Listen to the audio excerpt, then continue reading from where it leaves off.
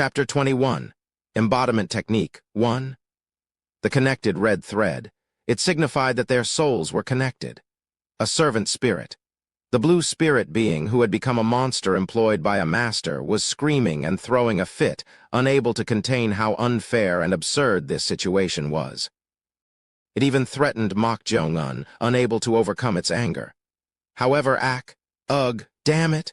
The blue spirit being had been strangling Mok Jong-un's neck, but suddenly let go in a panic. Wondering why it did that, he noticed red handprints appearing on the blue spirit being's pale neck. Could it be? Upon seeing this, Mok Jong-un realized one thing. Although he didn't know the exact reason, it seemed that a servant spirit shared the harm inflicted on its master. So that's why.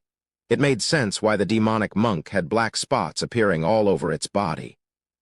It was because the damage the blue spirit being had taken from the blood droplet attacks had also affected the demonic monk. I see. He now understood why servant spirits followed their masters. Since their souls were connected and they shared harm, they had no choice but to eliminate anything that threatened their master. Seeing this, he could understand why the blue spirit being was reacting like that.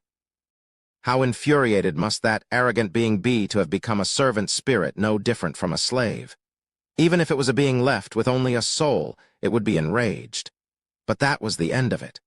Mok Jong-un didn't care whether the blue spirit being felt wronged or infuriated. Rather, he was satisfied that he had achieved his goal. Blue spirit level. In terms of level, it was the 5th out of 7 levels, a high-level wandering spirit close to a Mi-Mang-Nyang. Unlike the demonic monk, which was at the yellow spirit level, a blue spirit level wandering spirit that had existed with its resentment for over 100 years could influence things other than living beings. Mok Jong-un wanted to confirm this. But before that, Mok Jong-un spoke to the blue spirit being who was still exploding with anger. Now that you've become a servant spirit, what should I call you? Continuing like this is just a waste of time, isn't it? Mok Jong-un sighed. Seeing her panting and refusing to even make eye contact, he shook his head from side to side. Then I guess it doesn't matter what I call you. Is it okay to call you an idiot or something? How dare you? At Mok Jong-un's words, the blue spirit being who had been avoiding eye contact swiftly turned its head. Mok Jong-un chuckled and said, I guess you don't like that either. At that, one of the blue spirit being's eyebrows rose frighteningly. You damn mortal, are you toying with me? If you don't want me to toy with you, tell me a proper way to address you. There's no way of address I would tell a lowly mortal like you. After saying that, the blue spirit being swiftly turned its head away again. Seeing this, Mok Jong-un clicked his tongue inwardly. Fortunately, it wouldn't be a threat to him, but he thought it might be quite difficult to control. I have no choice. Since you don't want to tell me, I'll call you whatever I want. I can't think of anything specific, so I'll call you Chingryong. Mok Jong-un decided to directly use the level indicating the wandering spirit's rank, Chingryong, as its form of address. At this, the blue spirit being slightly frowned. It seemed to bother it somehow. However, it didn't seem to want to reveal its true name or title due to its pride. I'll have to coax it slowly. If he couldn't make use of the blue spirit level he had obtained, it would be meaningless. Without revealing this, Mok Jong-un approached somewhere. It was the book that had its outer cover, which was human skin, torn off and fallen on the floor of the cavity. Picking up the book, Mok Jong-un asked, You must know well what's written inside, Chingryong. Who are you calling Chingryong, Phew? She was about to get angry but waved her hand as if she didn't want to engage in conversation. Then she reached out, picked up the pipe that had fallen on the floor and smoked it. She seemed to be quite a heavy smoker. Mok Jong-un smacked his lips and flipped through the book. Mok Jong-un's eyes flickered with interest. The writing inside the book seemed to be written in blood. Interesting. The outer cover was human skin and the writing was in blood. Most people would be too repulsed by this book to even think of flipping through it. Of course, Mok Jong-un didn't care about such things at all. However, that wasn't the problem. What is this? The characters inside the book were jumbled and mixed without any order. They were listed so haphazardly that it was difficult to even interpret them. Mok Jong-un frowned as he looked at those characters. Why are they listed so incoherently? The characters were also very abstract words rather than ordinary ones. He had recently seen writing like this. It was none other than the ignited wood-heart transformation technique. Although it described breathing and chi circulation methods, the parts related to the mind secrets were composed of quite abstract words like reading a poem. It's similar, but more complicated. A total of 30 characters were listed in a random order. It seemed to be a combination of them, but no matter how he connected them, meaningless sentences were formed. Snicker. At that moment, he heard a snickering sound. Looking in that direction, he saw Chengryong smoking the pipe and shaking her head. Judging from her reaction, it seemed like even if he died and came back to life, he would never know what this was. Mok Jong-un ignored this and stared intently at the characters. Mok Jong-un, who had been staring for a while. Soon, Mok Jong-un opened his mouth. Without cutting off deluded thoughts, using form as the heart's sheep. As the two sentences came out, Chengryong, who had been sneering, stiffened her expression. Through this reaction, Mok Jong-un could infer that the two sentences he had combined were correct. However, he deliberately didn't show it, as he wouldn't be able to confirm it through Chengryong's expression, and he inferred the following sentences. No awakening before raising a funeral, no form's shape turning. As he said this, Chengryong's expression stiffened, and she even frowned. It seemed that the following sentences were also correct. He was connecting them based on what felt most fitting, and they were falling into place. With the remaining 6 words, as if excellently measuring the sea's distance, also understanding the endless cave. Ugh. Right as he finished saying that, the moment he completed the sentence, he felt a sensation of his navel being pinched, and the book he was holding became strangely crumpled. What on earth Mok Jong-un couldn't understand. Looking at the crumpled shape of the book, the paper was scrunched up in the direction of the hand holding it. It was as if it was trying to stick to his palm. At that moment, Chengryong's voice reached his ears. How did you achieve the ritual of binding one? Pardon.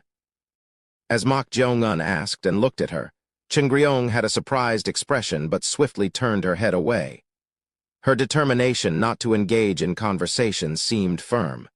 Looking at her, Mok Jong-un asked in puzzlement, what is the ritual of binding? Is it related to the book becoming like this? When the book crumpled, I felt a slight tightness below my navel. Is that also related? At Mok Jong-un's words, Chengryong was dumbfounded. Chengryong had long known that Mok Jong-un had not learned any martial arts at all. Therefore, she was certain that he would never understand this.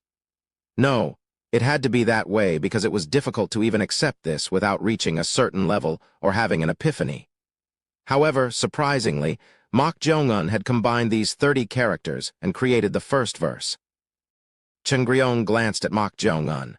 Although she didn't want to engage in conversation because he had made her his servant spirit, her curiosity grew. She wondered if he had truly understood it properly. Soon, Chengryong, who had been contemplating, opened her mouth. Hey, mortal. Jiang, no, it's Mok Jong-un. What? Call me Mok Jong-un. At those words, Chengryong scoffed and said mortal. It seemed that even if he told her his name, she had no intention of calling him that. Since he didn't particularly care about that, Mok Jong-un shrugged his shoulders. It didn't matter what she called him as long as they could communicate. Chengryong puffed on the pipe and exhaled smoke, saying, mortal, do you remember the sensation you felt earlier? Sensation? Yes, your words are vague. At Mok Jong-un's words, Chengryong stared at him and shook her head. To think a lowly mortal could easily master the ritual of binding doesn't make sense, ugh. Before she could even finish her sentence, the book Mok Jong-un was holding crumpled even more and stuck to his palm. Mok Jong-un's eyes flickered with interest as he saw this.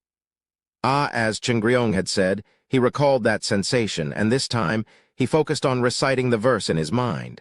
Then, once again, the paper crumpled and stuck to his palm. It was truly a strange occurrence. However, doing this made his navel area slightly tighten again. Not only that, but he also felt a sensation of the blood vessels in his arm tightening, starting from his palm. Mok Jong-un looked at Chengryong and asked, what is this? Chengryong looked at Mok Jong-un and muttered in astonishment, clicking her tongue. I've never seen this even when I was alive. Pardon? Never mind. What do you mean by never mind? Ignore it. Mortal. Since we've already become a community of fate, how about emptying your mind a little? Empty my mind. Ha, for me to empty my mind after becoming the servant spirit of a lowly mortal like you. Ugh! Before she could finish her sentence, Mok Jong-un clenched his fist. The blood vessels on the back of his hand and wrist were already bulging as if they would burst. Tremble, tremble. Tusk, the back of Chingryong's hand trembled. It was because Mok Jong-un's pain was transmitted due to their connected souls. At this, Chingryong shouted, "Hey, mortal! Stop your breathing and empty your mind." Huff, huff! I told you to stop breathing. At her shout, Mok Jong-un forcibly held his breath, and he tried to erase the verses he had been unconsciously reciting in his mind by thinking of other things. Chingryong's eyes narrowed at Mok Jong-un's appearance. It was tremendous concentration. What had just happened was a phenomenon that occurred due to the inability to control the ritual of binding. Normally, once one was caught up in the verse, it would be difficult to escape that state without someone's help. However, Mok Jong-un was escaping it with his own strength after just a single piece of advice. It would be a lie to say she wasn't surprised. Ha! Soon, a stable breathing sound was heard from Mok Jong-un's mouth.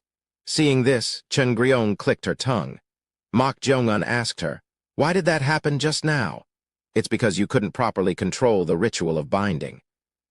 This time, contrary to expectations, Chingryong answered nicely. At this, Mok Jong-un chuckled and said, "Are you going to teach me properly now?" "HMPH, it's only to prevent you from doing something useless again and causing harm to me." At Chingryong's blunt tone, Mok Jong-un narrowed his eyes and stared at her. Then he soon shrugged his shoulders. It didn't matter what the reason was, as long as he could satisfy his curiosity. What is the ritual of binding? It's exactly as it sounds. It's to attract and make something stick. If you make something stick, do you mean like earlier? Yes. But why did my stomach hurt? And not only that, my blood vessels also became swollen. Because you're just attracting something where there's nothing. What does that mean? Puzzled, Mok Jong-un looked at Chingryong, who pointed somewhere with her pipe. It was Jo Il-sang, who was hanging dead. Hanging him upside down and slitting his throat had drained all the blood from his body, making him extremely pale. "Try it there." "On this." Mok Jong-un approached the dead Jo Il-sang and poked him. Chingryong nodded at this. He didn't know why she told him to try the ritual of binding on the dead Jo Il-sang, but Mok Jong-un put his palm on him without question. Then Chingryong urged, "No, not there." "Pardon." "Do it on his Danjian area. Although his energy has dispersed since he's dead, do it there." "By Danjian, do you mean the area below the navel and the abdomen?" "Do I have to explain everything one by one?" "Well, I don't know much." At those words, Chingryong snorted and puffed on her pipe, exhaling smoke. Mok Jong-un lightly inhaled and placed his palm on Jo Il-sang's Danjian. Then, he recited the verse of the ritual of binding in his mind. Without cutting off deluded thoughts, using form as the heart's sheep, no awakening before raising a funeral, no form's shape turning, as if excellently measuring the sea's distance, also understanding the endless cave. Along with that, he recalled the sensation and slap. Then the skin on Jo Il-sang's Danjian area stuck to Mok Jong-un's palm. Although the texture was different from when the book crumpled, there wasn't much else. He was about to think that way. At that moment, something penetrated his palm. It was a warm energy. What is this? He could clearly feel the energy entering through his palm and flowing through his blood vessels. Soon, the warm sensation flowing through his blood vessels made even his swollen abdomen feel warm. He was feeling elated by the warm energy. Chapter 22, Embodiment Technique 2. Can you feel it? That's the subtle principle of the ritual of binding. It can pull and attach anything. Even Kai is no exception. Kai! Is that the internal energy that martial artists talk about? Chingryong looked at Mok Jong-un with an incredulous expression. Don't tell me you didn't even know about this. In response to her reaction, Mok Jong-un shrugged his shoulders. Until just a short while ago, he had been living without even knowing what martial arts were. So this is what it was. However, feeling this was definitely a first for him. But why did it feel like it wasn't the first time he had felt it? There was a time when his grandfather had gently rubbed his back and stomach when he was first poisoned by the noxious herbs. It was warm like this back then, too. It wasn't just that his palms were warm, but his insides felt warm just like now. Could it be that his grandfather had also cultivated this internal energy? A small doubt arose. Just then, the warm energy, no, the Kai that had been entering through his palms suddenly felt cold. Unlike before, it felt chilly and foreign. It suddenly turned cold. It turned cold. Chingryong furrowed her brows at Mok Jeongun's words. Why is that? It's cold, maybe the Kai was depleted? That shouldn't be the case. It's cold, just like... It was close to the unique death energy or yin energy emitted by the dead. Mok Jeongun, who had killed numerous people to find his grandfather's killer, was closely acquainted with death. That's why this unique feeling felt similar to him. However, it soon ceased. Bulge. The veins on the back of Mok Jeongun's hand bulged. Seeing this, Chungryong nodded her head as if she understood. The energy must have been depleted. Try stopping your breath and cease using the ritual of binding. All right. Mok Jeongun, who remembered the sensation he had stopped earlier, held his breath and concentrated. Then the suction into his palms stopped and the bulging veins soon subsided. Phew! Having calmed the ritual of binding like that, Mok Jeongun could feel something else. It was that the Kai that had entered his body was rapidly dispersing. The warm energy is scattering. The basic nature of Kai is to disperse. It's like the air you breathe in. Oh, is that so? Why do you think martial artists are so obsessed with breathing methods and qigong? It's to gather the scattered Kai from the air they breathe in. Ah! Mok Jeongun showed an interested expression at this basic knowledge about internal energy that he learned for the first time. It seemed that martial arts were not simply about moving the body like ordinary martial arts. As if he had realized something, Mok Jeongun asked Chungryong, "Then can the energy pulled and attached by the ritual of binding also be gathered like the qigong you mentioned?" No. What? Even if you absorb the opponent's Kai with the ritual of binding, you cannot make it your own. What do you mean you can't make it your own? Kai, when oxidized like this, may be unnoticeable, but it takes on unique attributes according to each sect's breathing methods, qigong, or Kai circulation system. What are attributes? It means it takes on unique properties. However, once it takes on those unique properties, if the person is not adapted to or trained in it, their Danjian cannot endure it. That means, yes, absorbing someone else's internal energy is useless for making it your own. Ah, that's a bit unfortunate. I thought it would be a way to quickly increase Kai. You think becoming a master is that easy? Well, don't be disappointed. The uses of the ritual of binding are endless. At this, Mok Jeongun asked with a puzzled look, "Isn't it meaningless if the absorbed Kai dissipates anyway?" The absorbed Kai may disperse, but it can still be utilized temporarily as it flows due to the ritual of binding. For example, try focusing that dispersing energy into your fist. How do I do that? By circulating Kai. Ah. Chungryong took a puff from her pipe with an exasperated look. She seemed frustrated because Mok Jeongun knew absolutely nothing about martial arts. Exhaling a thick smoke, she said, "Phew, I can't believe I'm sitting here teaching this kind of thing to a mortal." Mok Jeongun silently scratched his head.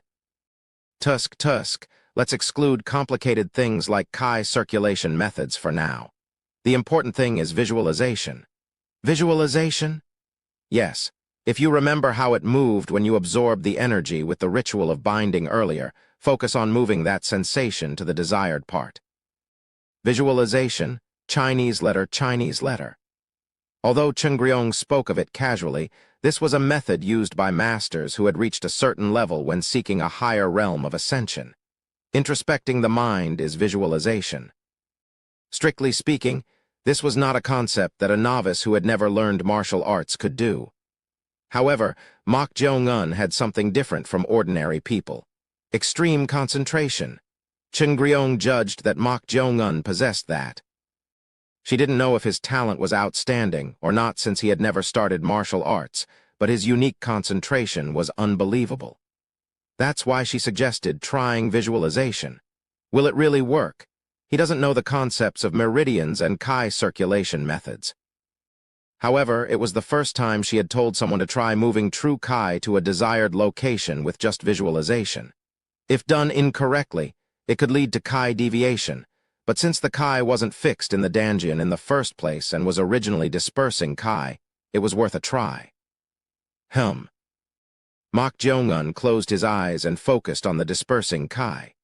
He tried to recall the sensation of how the Kai entered his body through the ritual of binding when it first came in. Then, in Mok Jong-un's eyes, blood vessels were traced along his palms and wrists. Nigwen, Aniu, Jukmun, Gongcho, Suzamni, So, Hyopi Kwon. Surprisingly, Mok Jong-un knew the acupuncture points and meridians. This was because he had learned it from his grandfather along with herbology, so he could remember it even with his eyes closed.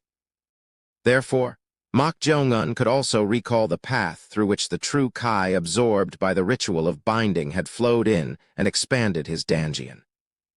Then in reverse, the warm energy moved along Jihi Sea of Kai, Yumjio Ren Meridian, Hwanjiu Du Meridian, Jio Gual Stomach Meridian, Gyumi Liver Meridian, Seongi Spleen Meridian, and Yomchen Gallbladder Meridian. The small amount of remaining Kai flowed backwards along Jisa and Hyopik towards the wrist. The Kai that reached the Nigwen acupoint in the wrist concentrated in the fist. Clench. Mok Jong-un clenched his fist. It felt like some strength had entered it. With this kind of power, Mok Jong-un approached the wall of the cave, and he drove his fist in which the warm energy had gathered into the wall. Thud, crack. At that moment, the part of the cave wall where Mok Jong-un's fist was driven in caved in about 2 finger joints deep, and cracks spread around it. Oh-ho, is this the power of internal energy? Seeing Mok Jong-un like this, a glint of surprise flashed in Chungryong's eyes. She really didn't expect him to be able to do this in one go. He said it was visualization, but moving internal energy is nearly impossible if one doesn't know the Kai circulation paths. Yet he really did it. What the hell is this guy? Chungryong was genuinely curious. She had seen numerous talents in her lifetime, but this was the first time she had seen someone who had such outstanding instincts despite not having learned martial arts until the age of 16 or 17. What if this guy had started learning martial arts from a young age? It made her wonder. Then Mok Jong-un turned his head towards Chungryong and said, I think I understand now why people talk about martial arts so much. If you learn this, it would be much easier to kill people. At Mok Jong-un's nonchalant words, the corners of Chungryong's lips twitched for a moment. This guy knew exactly what the essence of martial arts was. Achieving enlightenment through martial arts, and such was all nonsense. The essence of martial arts was how efficiently one could kill the opponent. Chungryong put the pipe in her mouth, crossed her arms, and said, The first technique, the ritual of binding, is just the foundation of the 8 thaw-chattering techniques too. Even mastering one technique has endless subtleties. Excellent. I want to properly learn these endless subtleties. Can you teach me like now? At Mok Jong-un's words, Chungryong's expression froze for a moment. She had no intention of teaching him in the first place. However, she had become talkative without realizing it due to Mok Jong-un's unbelievable concentration and innate talent. I almost fell for it, you damn mortal. How dare you try to trick me? What? You think I would do you a favor? No way. But we'll have to continue working together, so wouldn't it be better to cooperate? That won't happen. Then she swiftly turned her head away. Seeing her suddenly change her attitude, Mok Jong-un shook his head. Chungryong! She doesn't even pretend to listen. There was no other way. Since he wasn't the type to go out of his way to appease someone, Mok Jong-un didn't call out to Chungryong anymore. Rather, he was more interested in these 8 thaw-chattering techniques. According to Chungryong's words, there were 7 more techniques like this ritual of binding, but how was this possible with just 30 characters? Whoever created it must have been truly amazing. However, no matter how brilliant Mok Jong-un was, he didn't know much about martial arts, so it was difficult to create other techniques with just 30 characters. What a pity! For now, he had to be satisfied with the ritual of binding.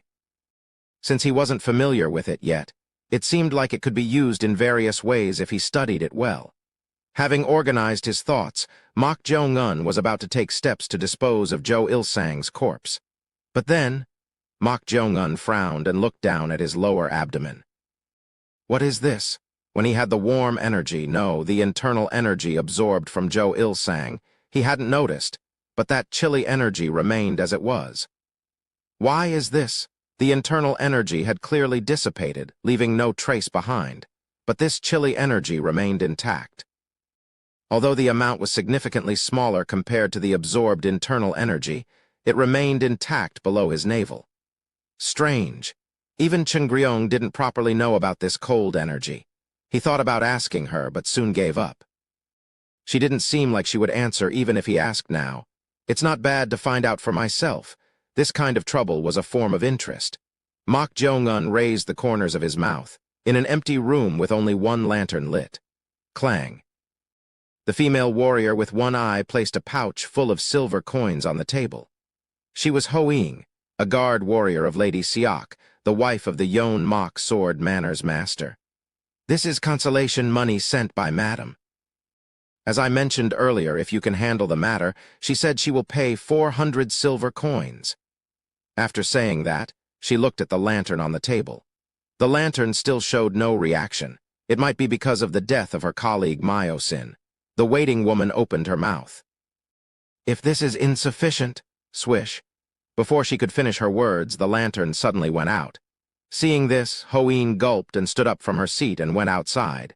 The extinguished lantern was a signal that the request was accepted. Therefore, there was no reason to stay any longer. Tap, tap. She, who had come out with quick steps, looked at the dilapidated building that seemed like it would collapse at any moment. This place was the headquarters of the diviners, the ghostly spirit pavilion. Every time she came here, she felt chills and uneasiness for no reason. She hurriedly mounted her horse. Shortly after she left, voices were heard from inside the ghostly spirit pavilion. It must have been Sal Chinese letter murder. The first was an old man's voice. Next, a middle-aged man's voice was heard. It's certain, sect leader. What do you think, Sack? At that question, a woman's voice was heard. If Sal is certain, then Elder Myosin must have been devoured by an evil spirit, but that third young master concerns me. The sect leader also feels the same.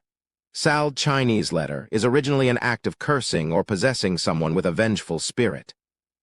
But it is said that the maid was summoned by the third young master's call. That means, doesn't it mean he is controlling the vengeful spirit? This is no ordinary matter.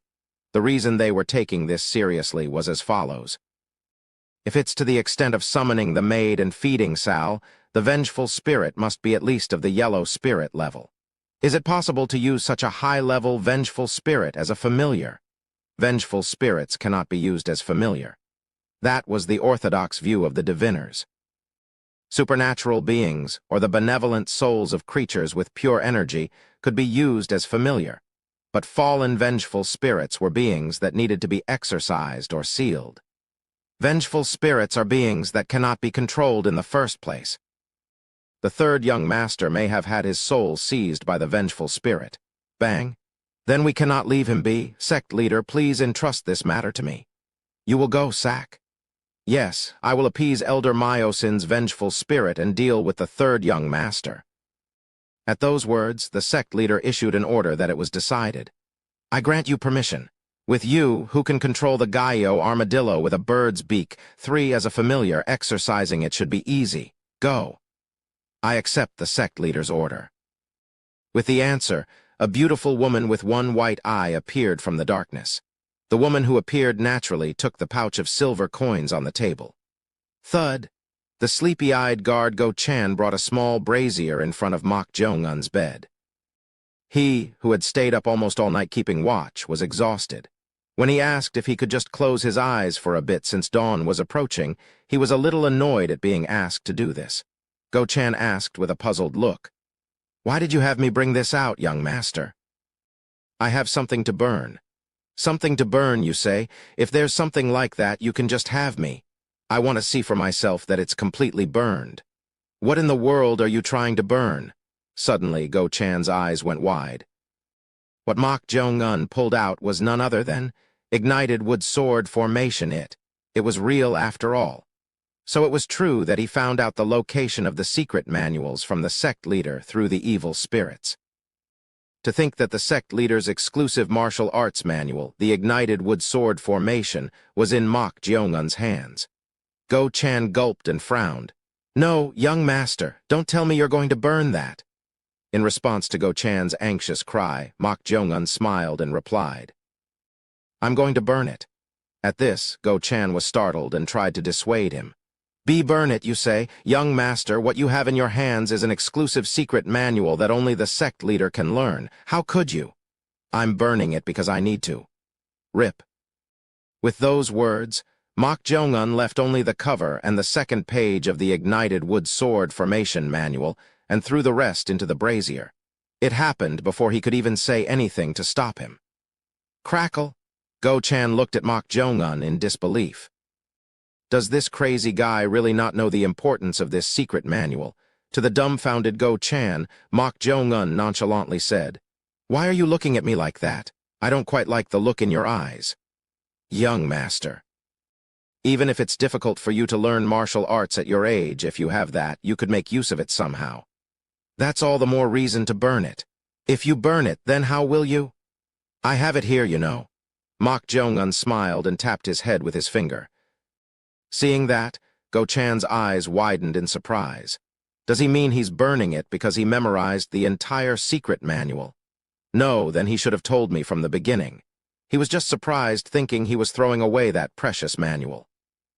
As he was about to say this, Mok Jong-un took out the secret manual of the ignited wood heart transformation technique. Chinese letter, Chinese letter, Chinese letter, Chinese letter, Chinese letter. This time, and just as he had done before, tore out everything except the cover and the first 2 pages and put them in the brazier. Crackle.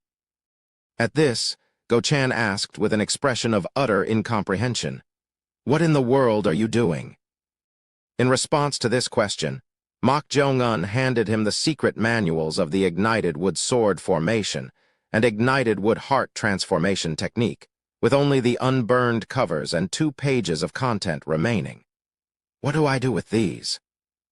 Take one of those secret manuals each to the madam and the second young master. Oh, at dawn. Pardon? Just deliver them and come back without saying anything. Go Chan furrowed his brow. What the hell is this guy trying to do? He couldn't fathom it at all, but what could he do? With his life on the line, he had no choice but to do as he was told. I understand. Then, before I go, may I get some sleep until morning? Go ahead. Thank you.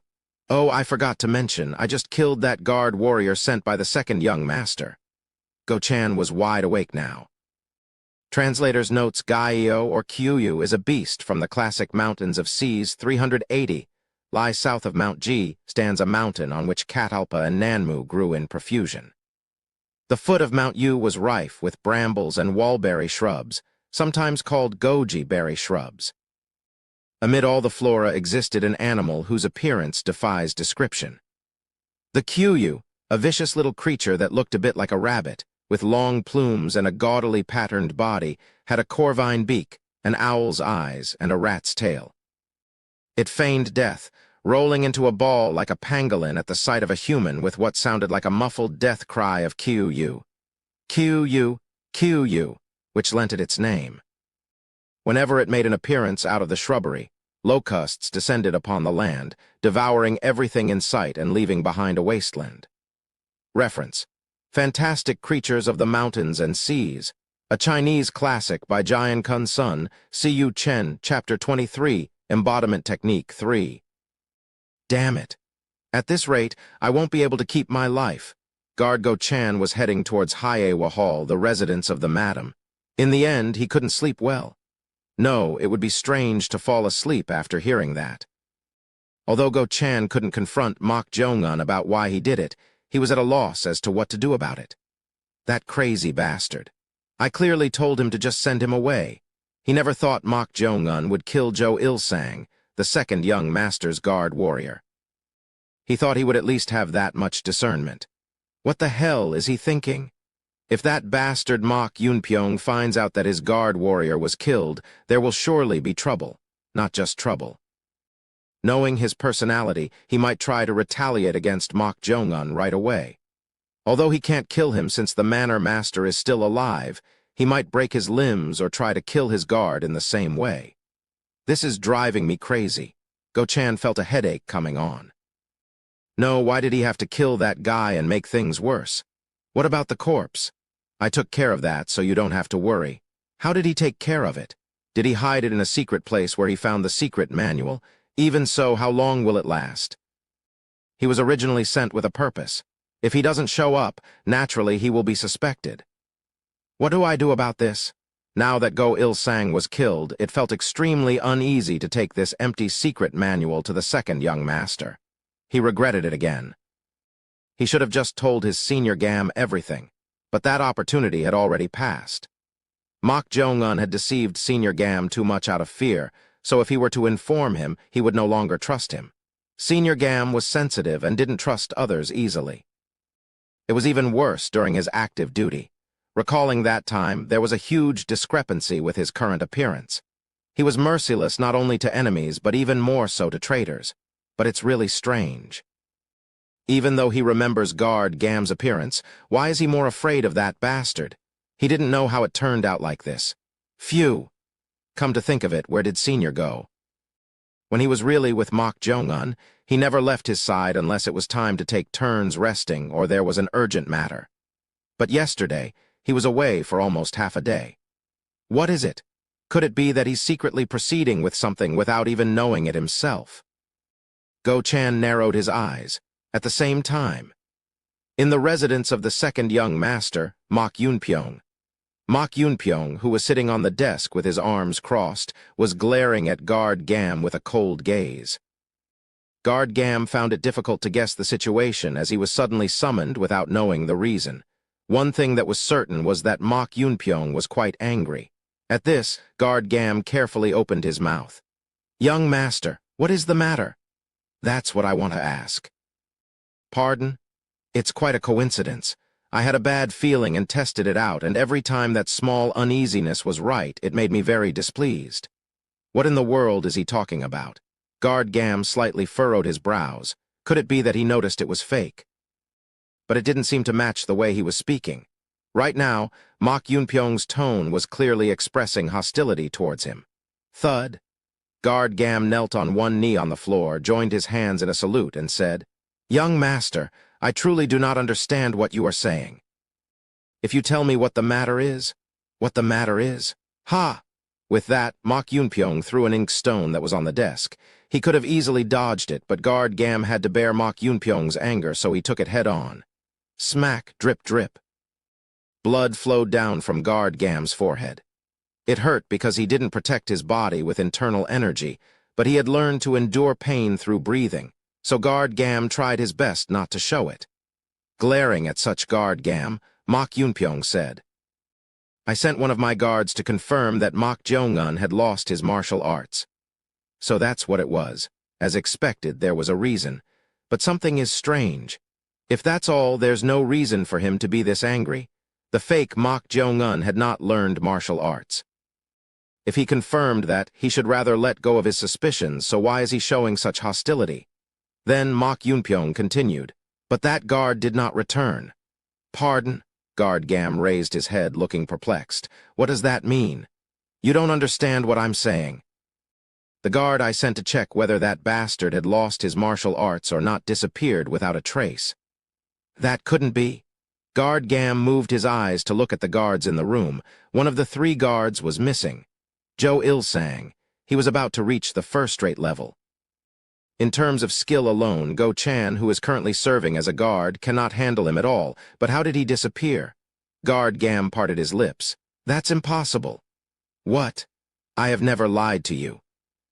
"That bastard? No, young Master Mok Jong-un is in a state where he cannot use martial arts.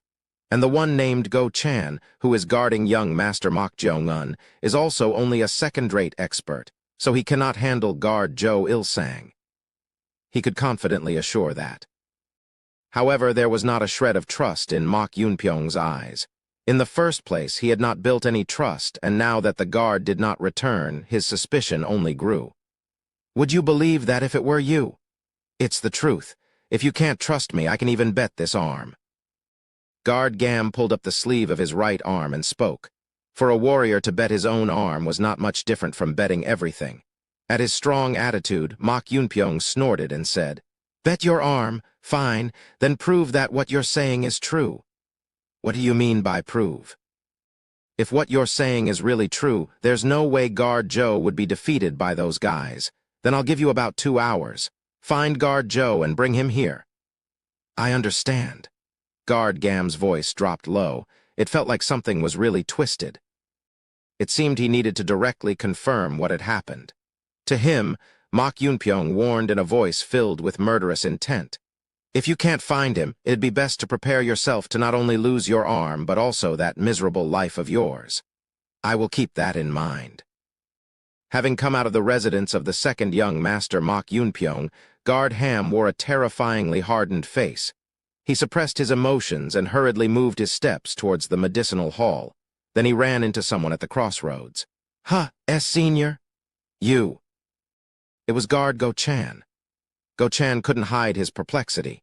He never thought he would run into Guard Gam like this while secretly carrying out Mok Jong-un's orders. Seeing Go-chan, Guard Gam lowered his voice with an angry face and said, "What are you doing here?" "I'm sure I told you never to leave his side even for a moment." "That's—" At his attitude of not being able to answer properly, Guard Gam's eyes sharpened. Guard Gam put his finger on the dagger hidden in his wrist and said, "Don't tell me you plotted something with that bastard?" "PL plot." "But why did you disobey my orders?" "It's not like that." Go-chan's mind went blank, and he was at a loss as to what to say.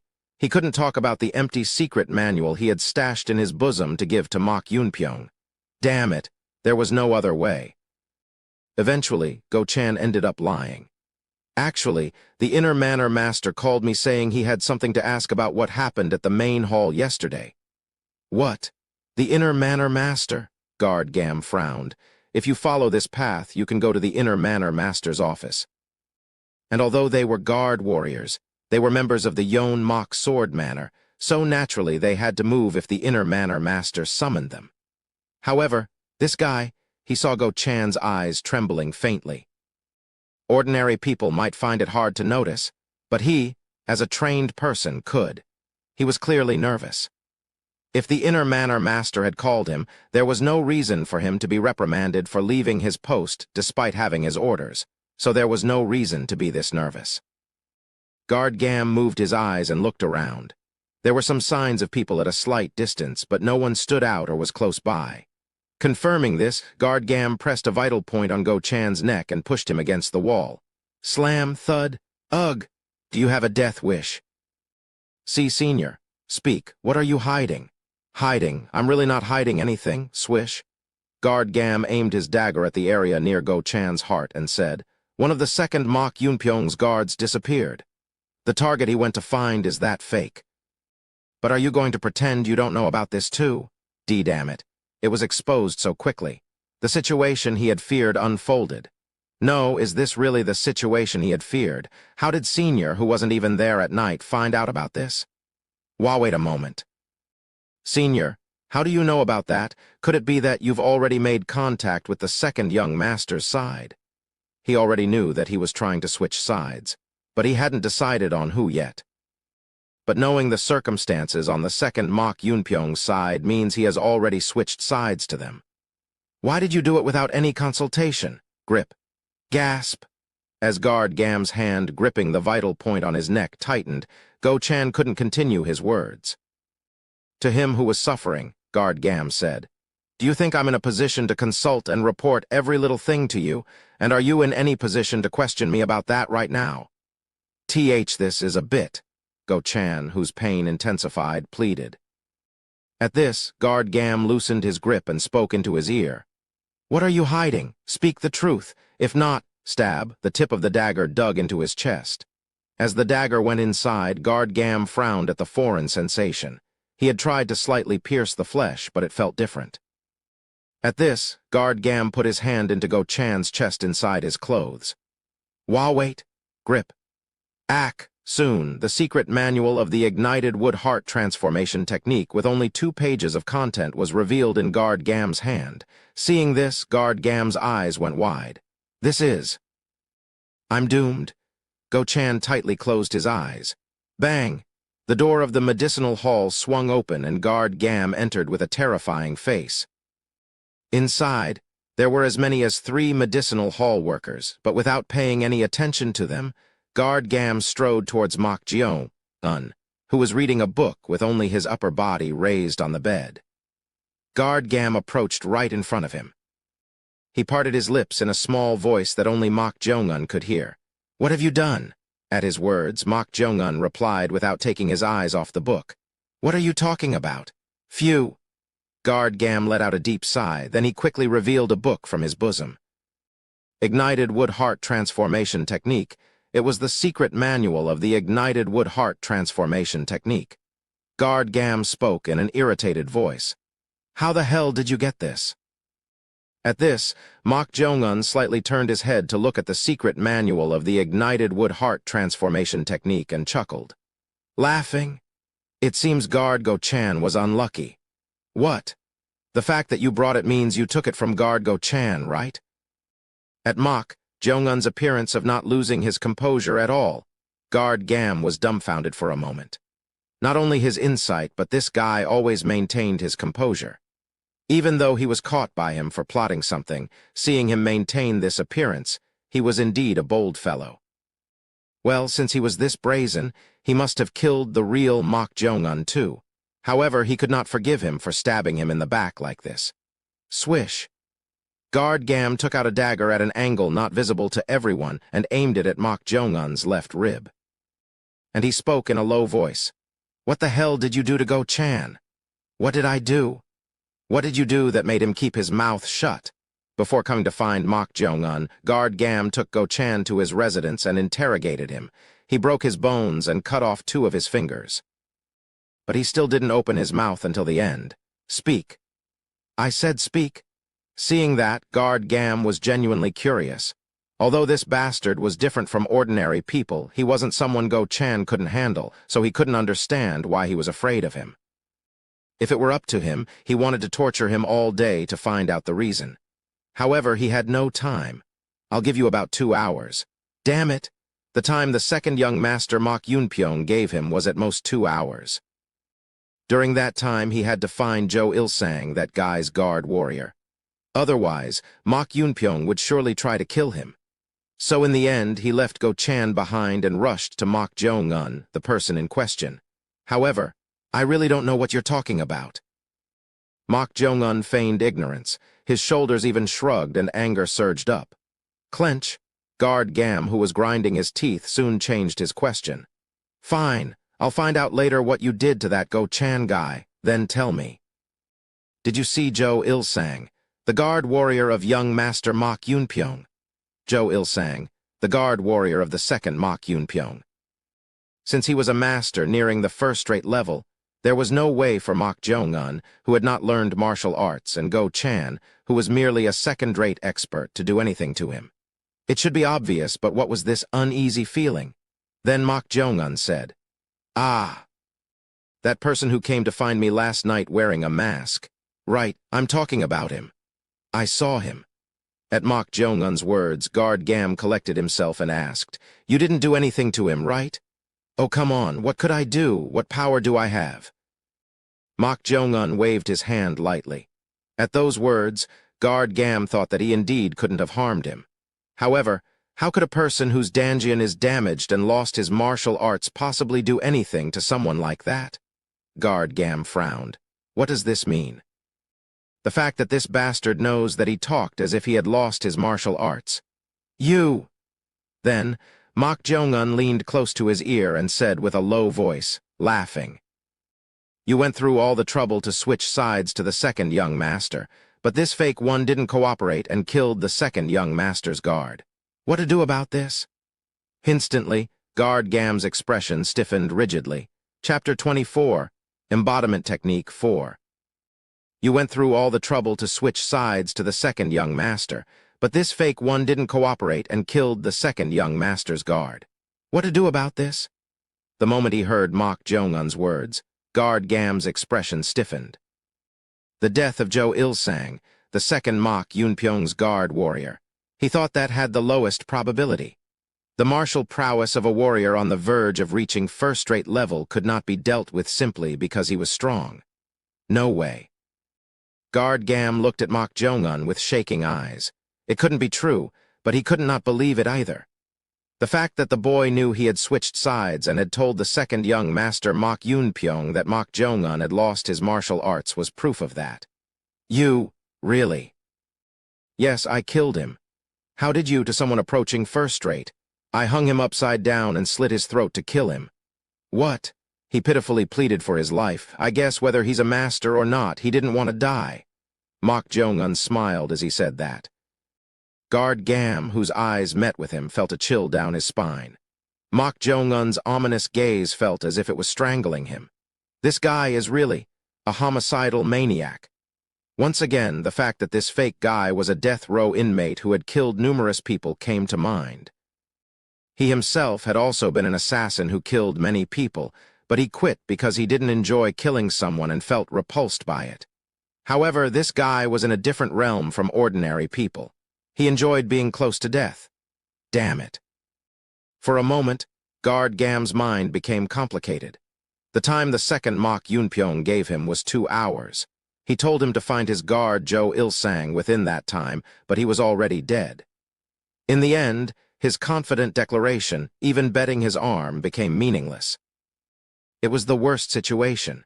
If you can't find him, it'd be best to prepare yourself to not only lose your arm, but also that miserable life of yours. Mok Yunpyong's murderous warning echoed in his head. I went through the trouble of switching sides. It was cut off in less than a day. Who would have thought such an absurd situation would occur? Guard Gam's mouth was dry.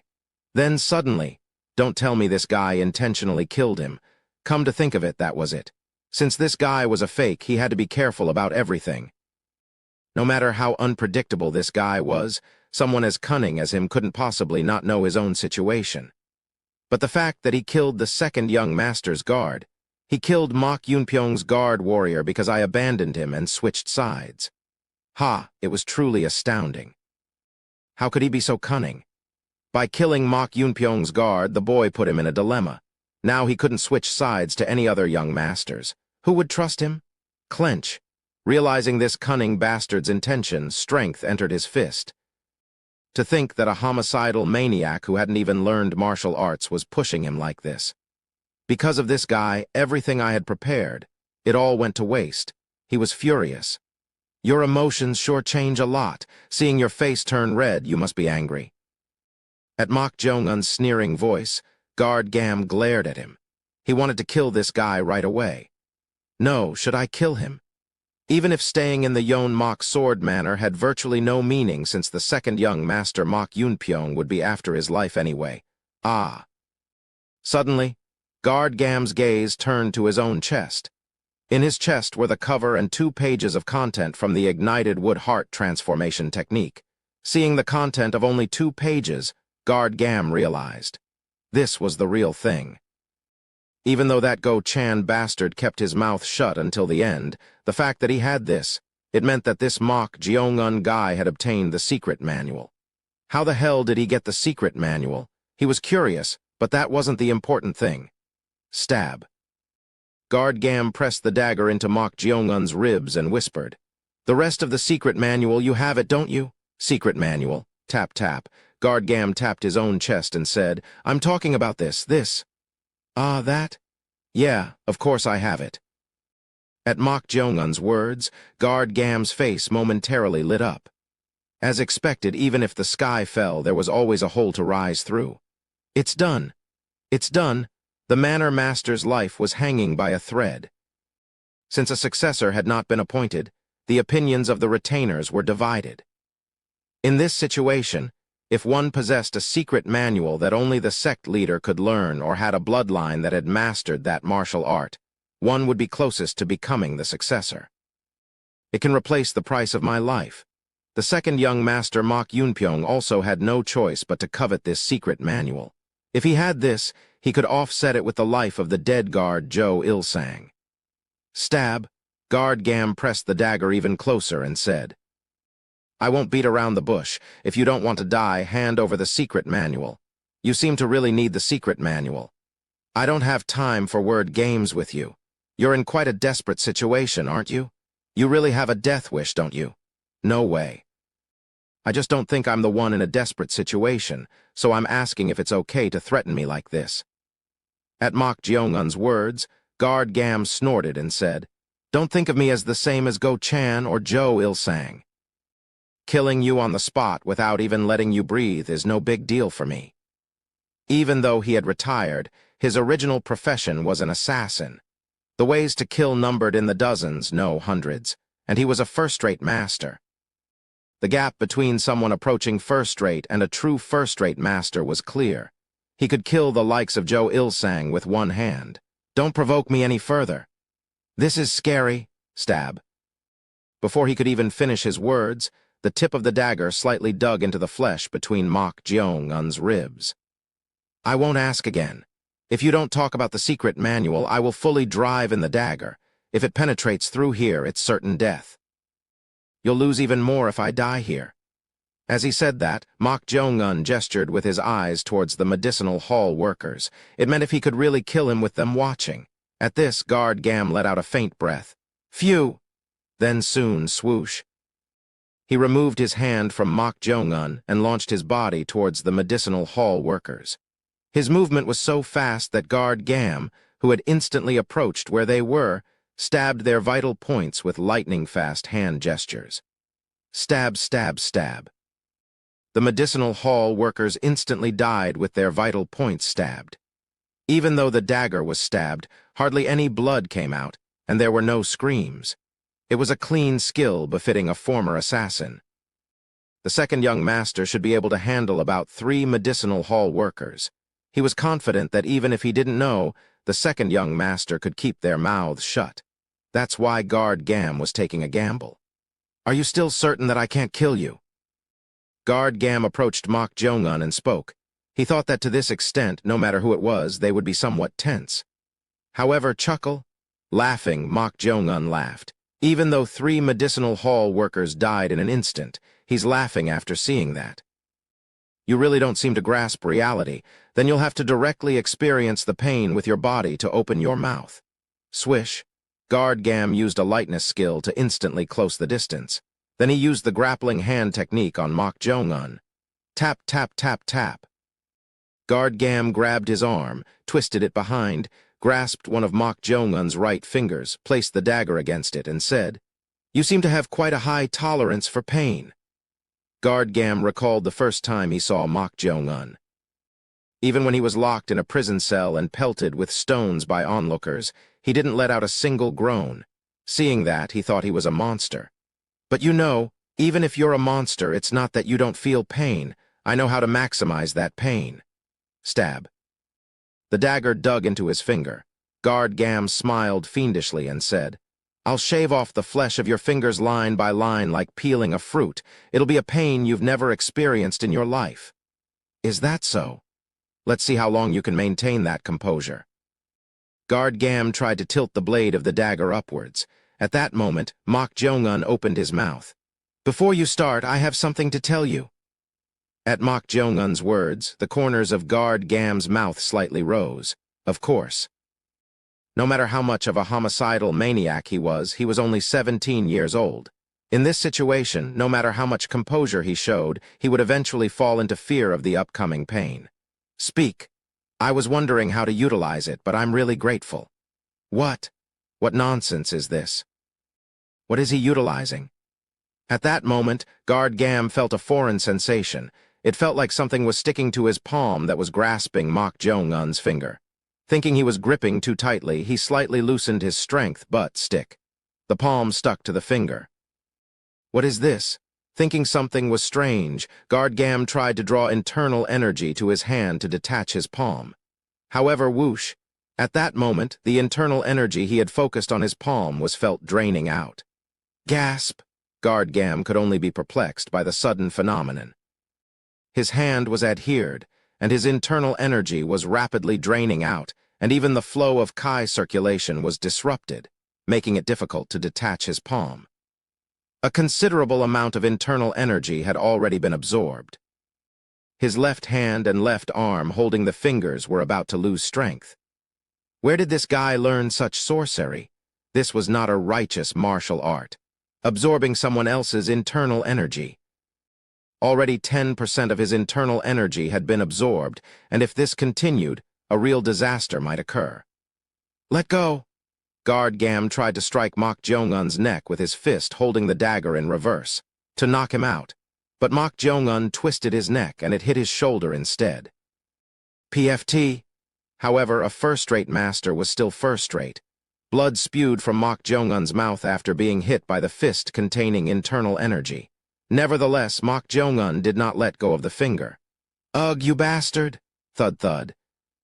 The enraged Guard Gam wildly struck Mok Jong-un's neck and back. Despite being in pain from the fists containing internal energy, Mok Jong-un did not let go of his hand until the end. This monster! At this, Guard Gam finally stabbed the dagger between Mok Jong-un's ribs. Stab. Huck.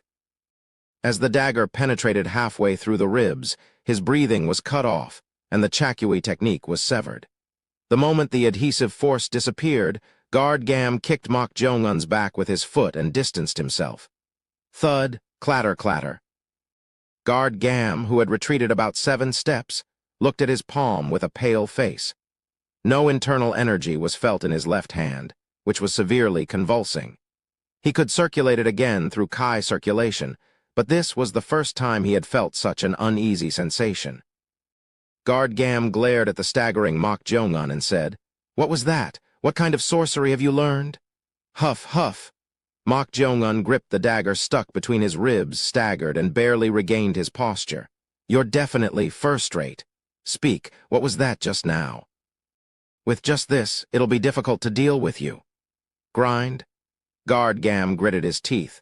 "Does this insolent bastard think he can handle me just because that sorcery worked for a moment? If so, that's a miscalculation." Guard Gam circulated his energy, pulled out the dagger, and assumed a stance. "There would be no more carelessness. Let's see if you can still do that kind of thing even after having all your limbs cut off." Swish.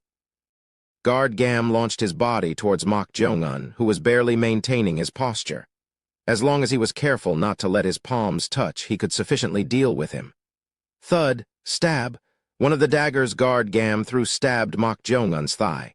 At this, Mok Jong-un staggered.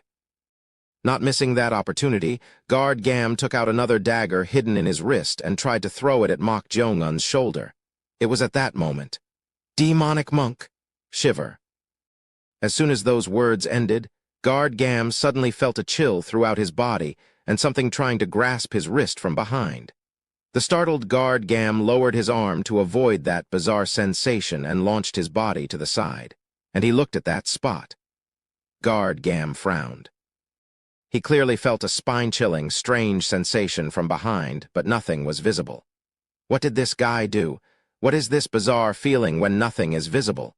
The bewildered Guard Gam moved his eyes to look at Mok Jong-un. "What did you just do? What are you referring to?" "Don't play dumb. Something clearly tried to grasp my wrist from behind. You certainly have keen senses. So you did do something." "Well, it wasn't me. It was this friend." "This friend? What is he talking about? Could there really be an accomplice?" Guard Gam rolled his eyes around, heightening his senses, and Mok Jong-un nonchalantly said to him, "Since you're curious, I'll show you, demonic monk." It was the moment those words ended. Rustle, rustle. For a moment, Guard Gam doubted his own eyes. Right in front of his nose, a giant monk wearing blood-soaked robes and a skull rosary appeared like a mirage and was looking down at him with a gruesome gaze. What the hell is this? Guard Gam looked down at his chest where the dagger was stuck. He had been protecting his body with internal energy, but due to the internal energy imbued in the dagger, it had penetrated deeply. Guard Gam muttered with a dumbfounded expression. "But how?" To him, Mok Jong-un smiled and said, "The dagger and the internal energy are both yours." Chapter 25, Death Kai 1. The dagger and internal energy are yours.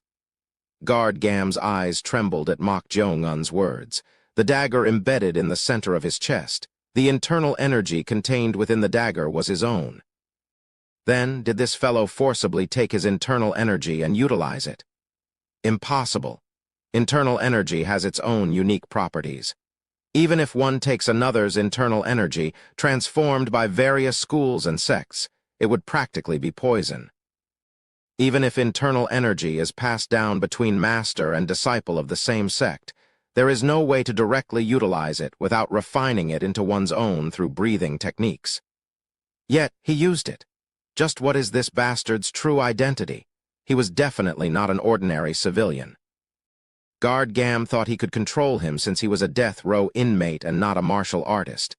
However, that was a miscalculation. This fellow possessed strange abilities that he was unaware of. He even manipulated the bizarre one. A mistake. It was wrong to bring this fellow here. How foolish to think he could be controlled since he hadn't learned martial arts. The truly frightening aspect of this fellow might be that very point. Using the bizarre to draw his gaze, then throwing a dagger imbued with absorbed internal energy to inflict a fatal wound, he possessed an extraordinary mind capable of such feats. Who? Guard Gam barely caught his breath. It was difficult to breathe with the dagger stuck in his chest. His body temperature was dropping, centered around his chest. The location was too critical. The moment he pulled it out, the bleeding might worsen, making it difficult to survive. SSK? Guard Gam raised his head and glared at Mok Jong-un. In any case, he and this fellow could never go together. They had to settle this somehow. Although he was in the same situation, with daggers stuck between his ribs and thigh, moving would be just as difficult for the fellow. Guard Gam furrowed his brows. The dagger the fellow had thrown was the one that had been stuck in his own thigh. However, why was the bleeding so minimal? In that location, not only the thigh area but also the pants below should have been soaked with blood by now. Yet aside from that area, it seemed like blood wasn't flowing. There's no way he controlled the bleeding or acupoints. He had never seen such a sight before. Then, what was it? Guard Gam, who had been staring at Mok Jong-un as if looking at a monster, bit his lip. He had no idea how he ended up making an enemy out of such a bizarre fellow. However, he still had a secret weapon. Hadn't he refrained from administering it for this very moment? You forgot about the poison pill. That was none other than the poison pill. He had fed him the poison pill in advance to prevent him from acting on his own or trying to escape if he broke free from control. At Guard Gam's words, Mok Jong-un parted his lips. Ah, the poison pill? That's right. I had forgotten about it. Ha. Guard Gam was dumbfounded by Mok Jong-un's words. How could he forget that his life was at stake? Regardless of what he was thinking, it didn't matter. That cunning fellow couldn't have forgotten about it. Ha, let's make a deal. A deal. Stop fighting like this and just hand over the secret manual. Then I'll let you go. Let me go. Isn't that what you wanted? Staying here is just a fake life anyway, and you'll have to bear the risk of being exposed at any moment. Mok Jong-un nodded at these words. Well, that's true. So I'll give you the method to create the antidote and some money. Any decent physicians should be able to make it, and with the money you can start anew. Cough, cough. As his speech grew longer, Guard Gam's voice became hoarse. If he didn't receive emergency treatment and perform breathing exercises soon, it would become dangerous. There was a limit to enduring with internal energy. Choose. Fighting like this will only harm both of us anyway. There's definitely some truth to that. Mok Jong-un showed a positive response. Seeing Mok Jong-un's reaction, Guard Gam tried to let out a sigh of relief. After putting out the urgent fire, it wouldn't be too late to eliminate him later. For now, he had to reassure the fellow. I'll give you the tranquilizer first. Each of us will get treatment. Cough. At that moment, Guard Gam coughed. It was a cough mixed with blood. Since he was injured, it could happen, but here, Guard Gam felt a sense of discomfort. The blood, there was a foul smell coming from the blood. Startled, Guard Gam tried to open his chest. However, his hands trembled severely, unable to move. Why are my hands? Thud, that wasn't the end of it. Soon, Guard Gam's legs lost strength and he fell to one knee on the ground. Then, Bleg! Guard Gam vomited a handful of black blood. He had been trying to protect his chest and organs with internal energy, but something was rapidly spreading to his internal organs, causing damage. Could it be? Guard Gam's eyes widened. These symptoms were undoubtedly poison. Something was strange. This fellow didn't use poison, so why was he poisoned? As he was puzzled, Mok Jong-un staggered and slowly approached him, who was suffering. Phew, having this dagger stuck here is quite painful. You, what did you do? Ah, I forgot to mention something earlier. What? I also gave you my blood in addition to the dagger and internal energy. Blood? Yes. There wasn't enough time to wipe the blood off the dagger that was stuck in my thigh and give it to you, although it was intentional.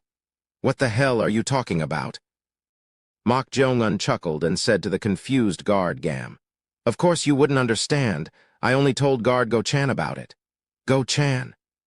Yes, it's nothing special. It's just that since I ate a lot of poisonous herbs from a young age, my blood has toxic properties.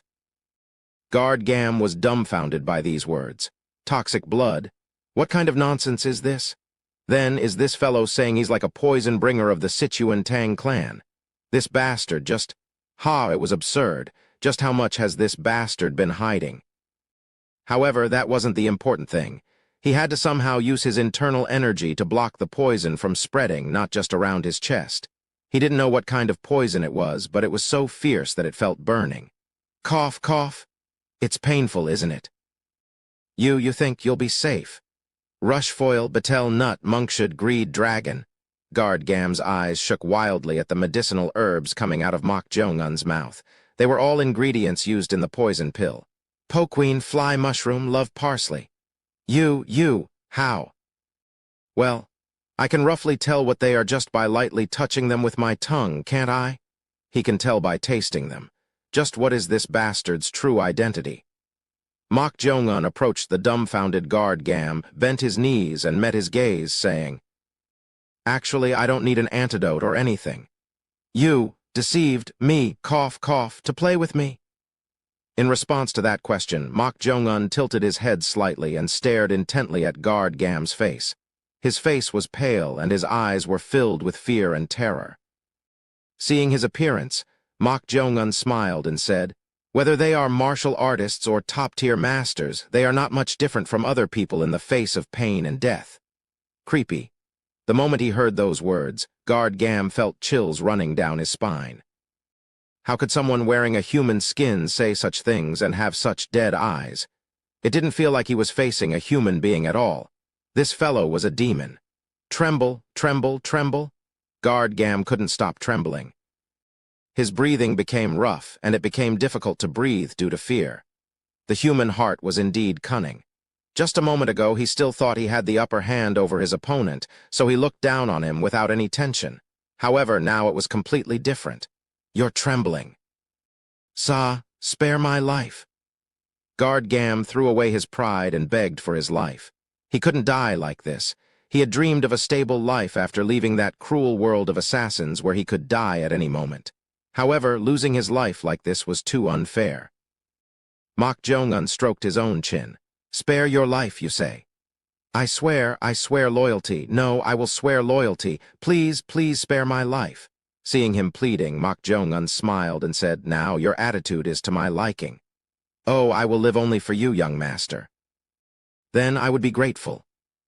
At Mok Jong-un's words, Guard Gam's expression was about to brighten. However, Kirk! Just when he thought he was going to spare his life, Mok Jong-un pressed the dagger stuck in his chest so hard that even the hilt was embedded. Mok Jong-un whispered into the ear of the suffering Guard Gam. Someone who easily switches sides according to their needs. What kind of loyalty are you talking about? Ugh, it seems it would be more helpful if you just die. SSK? With those words, he covered the mouth and nose of the gasping Guard Gam with his hand. Guard Gam, with bloodshot eyes, flailed his arms and legs in agony, but Mok Jong-un watched him with an expressionless face. It didn't last long. The twitching of his whole body soon ceased. Guard Gam, who had taken his last breath with bloodshot eyes filled with terror. Mok Jong-un stared at him as if he had lost interest, then removed his palm that had been covering his nose and mouth. I handled it faster than I thought. Am I lucky? From the beginning, he had planned to kill Guard Gam one way or another. There was no point in keeping someone alive who knew he was a fake, as it would only become bothersome. Mok Jong-un was contemplating, should I kill Guard Go-chan too? If he got rid of Guard Go-chan as well, there would be no one left who knew the truth. However, Mok Jong-un soon shook his head. Nah, I'll let him live. Go-chan was still useful. It was convenient to have him handle various aftermath tasks. Moreover, he seems to be quite tight-lipped too. He was impressed by the fact that he kept his mouth shut until the end, even under torture. Mok Jong-un didn't care whether it was out of fear or because of the poison. As long as he didn't backstab him, he was willing to make use of him as much as possible. Sting? Mok Jong-un looked at the dagger stuck between his ribs. No matter how extraordinarily strong his recovery ability was, it was still painful to have this stuck in him. However, he couldn't pull it out now. He had to maintain a plausible appearance. I wish someone would come quickly. It was cumbersome. Ah, he almost forgot. Mok Jong-un placed his palm on the Danjian area of the dead Guard Gam. Then he activated the ritual of binding. It was to confirm one thing. The internal energy dispersing from the dead man's Danjian was sucked into Mok Jong-un's body through the ritual of binding. It was incomparable to the amount from Jo Il-sang. A pipe dream. However, this was internal energy that would have dissipated and disappeared anyway. What he was curious about was something else. It didn't take long for the influx of internal energy to stop. The reaction he had been expecting didn't occur. Is it not? Just as he thought that, at that moment, a chilling and ominous energy of death flowed in from Guard Gam's abdominal area. It was clearly similar to the energy he had absorbed from Jo Il-sang. No, the quantity was even greater. Ah, there it was. The energy of death from the dead Guard Gam's body gathered below his navel in the abdominal area, and it gradually took shape. Although he didn't know exactly what it was, Mok Jong-un was increasingly fond of this chilling energy. Phew. A pair of red eyes watched Mok Jong-un with interest, as if he was fascinating. It was Chingryong holding a long pipe in her mouth amidst the thick smoke. Chingryong whispered softly to demonic monk beside her. Rebel monk. I think I know why you are swayed by that mortal. That fellow was not an ordinary human being. She, too, could instinctively sense it. Chapter 26. Death Kai 2. This was Mok Yunpyong's residence. Slurp. Mok Yunpyong, who had finished his breakfast, was elegantly sipping Silver Needle, S, of the Jun Mountain, a famous tea from Hunan province. A guard named Jian Yangpyong, who had reached the level of a first-rate master, carefully spoke to him. Young master, what is it?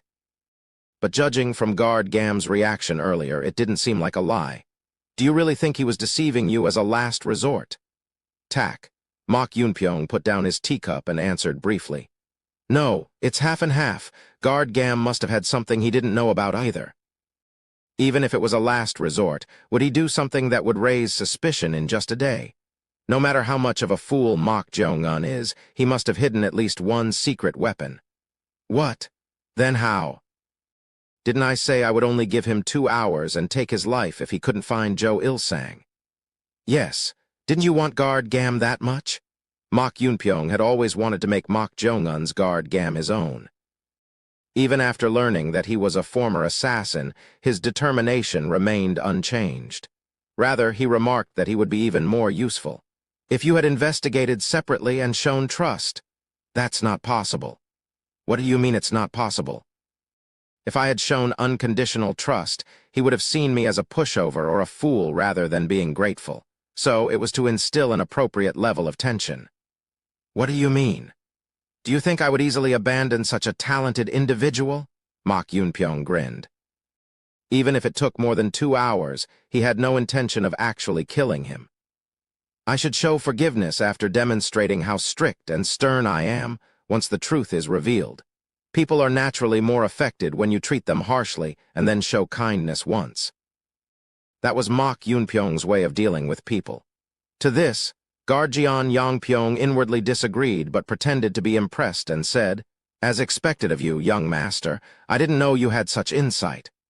So, just wait quietly. It's good to crush someone's heart when they become impatient.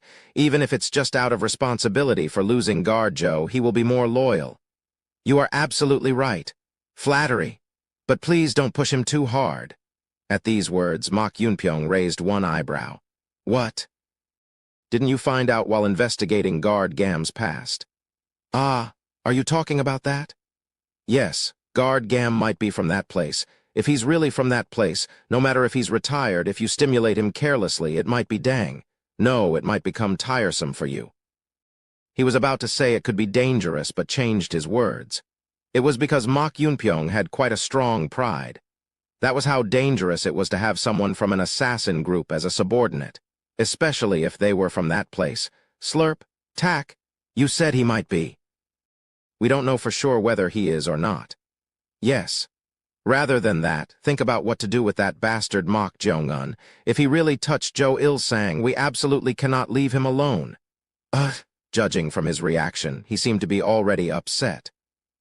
Continuing the same conversation here would only make his lord uncomfortable, so guard Jian Yangpyong stopped. It was then. The sound of someone running in a hurry was heard. Knock, knock. Young master, it's Han Seeing. Come in, Han Seeing.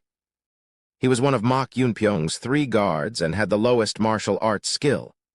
Like Go Chan, he was only at the second-rate level. That was why he was in charge of most of the miscellaneous tasks.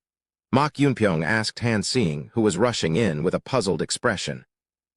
It hasn't been long since I sent you to assess the situation, but judging from your expression and how urgently you came, something must have happened. That's... Speak. Guard Gam has disappeared. What? At the sudden news, Mok Yunpyong's expression hardened. What kind of nonsense was this? Guard Jian Yangpyong asked in an incredulous voice. What do you mean? Guard Gam disappeared. That's... Don't tell me he disobeyed the young master's order and ran away. That's not it.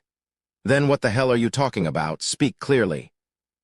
Pressed by Jian Yangpyong, Guard Han Seeing spoke with a troubled expression. There's a commotion right now. A commotion? Yes. The outer hall warriors are guarding, so I couldn't get close, but I heard that Guard Gam killed 3 workers in the medical hall and tried to kill the 3rd young master, but escaped after being injured. At those words, Mok Yunpyong was dumbfounded. What the hell was this about?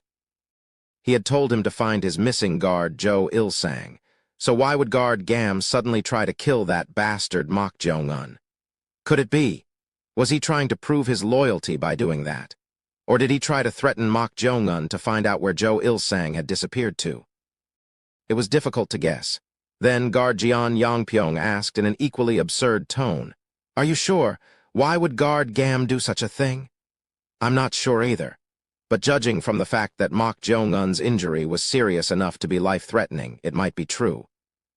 However, that's not the problem. If that's not it, then what is? I'm sorry to say this, but... Speak quickly. At Mok Yunpyong's urging, Guard Han Seeing finally parted his lips. It seems that Mok Jong-un testified to the Outer Hall's investigation that you, young master, instigated Guard Gam to betray him and kill him. As soon as he finished speaking, Mok Yunpyong's face contorted terribly. Seeing his anger, Guard Jian Yangpyong hurriedly tried to appease him. Young master, please calm down. Even if that bastard Mok Jong-un spreads such rumors, the Outer Hall won't believe it. Bang, at those words, Mok Yunpyong slammed the table and raised his voice. Believing it or not is not the issue. If I get involved in rumors without even being selected as the successor, how will the retainers view me? Mok Yunpyong's body trembled. The Outer Hall wouldn't be able to pressure him over this incident since he wasn't even the clan leader, but they wouldn't overlook it either. If that happened, the support of the retainers might weaken as well. That bastard Mok Jong-un? Whoosh. Unable to hold back any longer, Mok Yunpyong shot up from his seat. He couldn't bear it unless he went to Mok Jong-un right away and confronted him. Guard Jian Yangpyong tried to dissuade him. Young master, please calm down. Calm down. Do I look like I can calm down right now? That damn bastard backstabbed me twice, and you want me to let it slide? This was the second time, following the incident with Guard Joe Il-sang. Especially this time, it really pissed him off. But if you go now, it will only raise more suspicion. Moreover, if the outer hall is guarding him, the eyes of the retainers will inevitably be drawn to you. Grind. At those words, Mok Yunpyong gritted his teeth. Although he was angry, guard Jian Yangpyong was right about this. If he went to Mok Jeong-un and vented his anger or harmed him, it would negatively impact the succession competition. However, just leaving him alone was also infuriating. How triumphant would that bastard be? The eldest young master Mok Yong-ho and the lady of the house might even mock him. Seeing Mok Yunpyong unable to suppress his anger, guard Jian Yangpyong spoke in a low voice. Young master, since it has come to this, how about mobilizing them? Them? I mean the group that guard Gam belonged to. Are you talking about that place? Yes. What do you mean by mobilizing them? As far as I know, they have a strong pride and an iron rule regarding assassinations. An iron rule? Yes, regardless of whether they have retired or not, they do not tolerate failure from an assassin of their own faction. What do they do if they don't tolerate it? They said they complete the assassination by any means necessary. At those words, Mok Yunpyong's hardened expression softened. Didn't he say with his own mouth that guard Gam tried to kill him? Then it's rather fortunate. We will leak this information to them. At guard Jian Yangpyong's words, the corners of Mok Yunpyong's mouth curled up. Mok Jeong-un was sitting cross-legged with his eyes closed as if meditating. He was currently trying a technique called breathing techniques. No matter how strong his recovery ability was, it was impossible for the wounds from the daggers stuck between his ribs and thigh to heal instantly. Since it had come to this, he wanted to challenge himself to form a danjian. That way, I might be able to do something with this. Below Mok Jeong-un's navel, there was a chilling and ominous energy of death gathered. It was the energy absorbed from the dead Zhou Ilsang and guard Gam.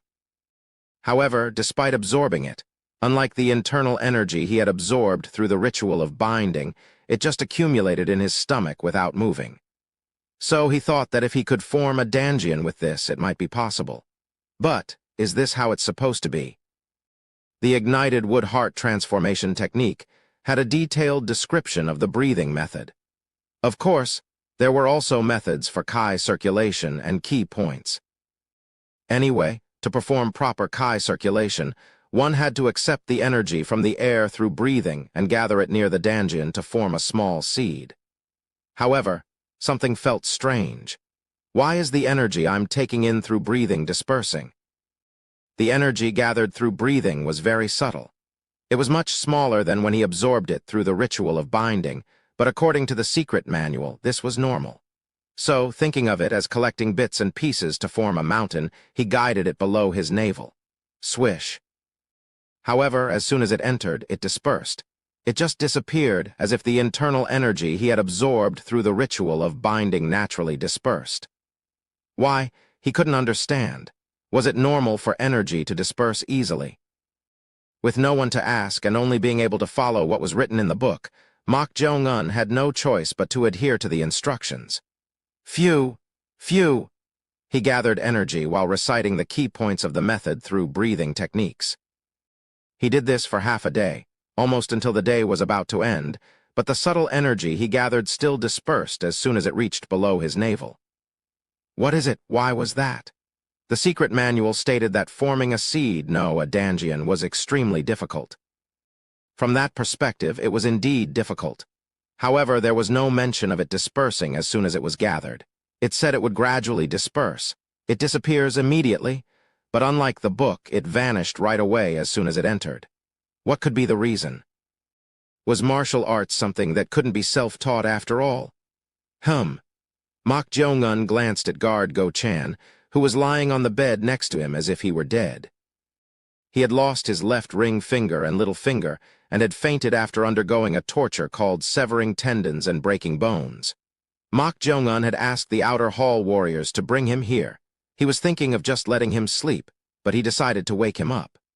Guard Go-chan. Guard Go-chan.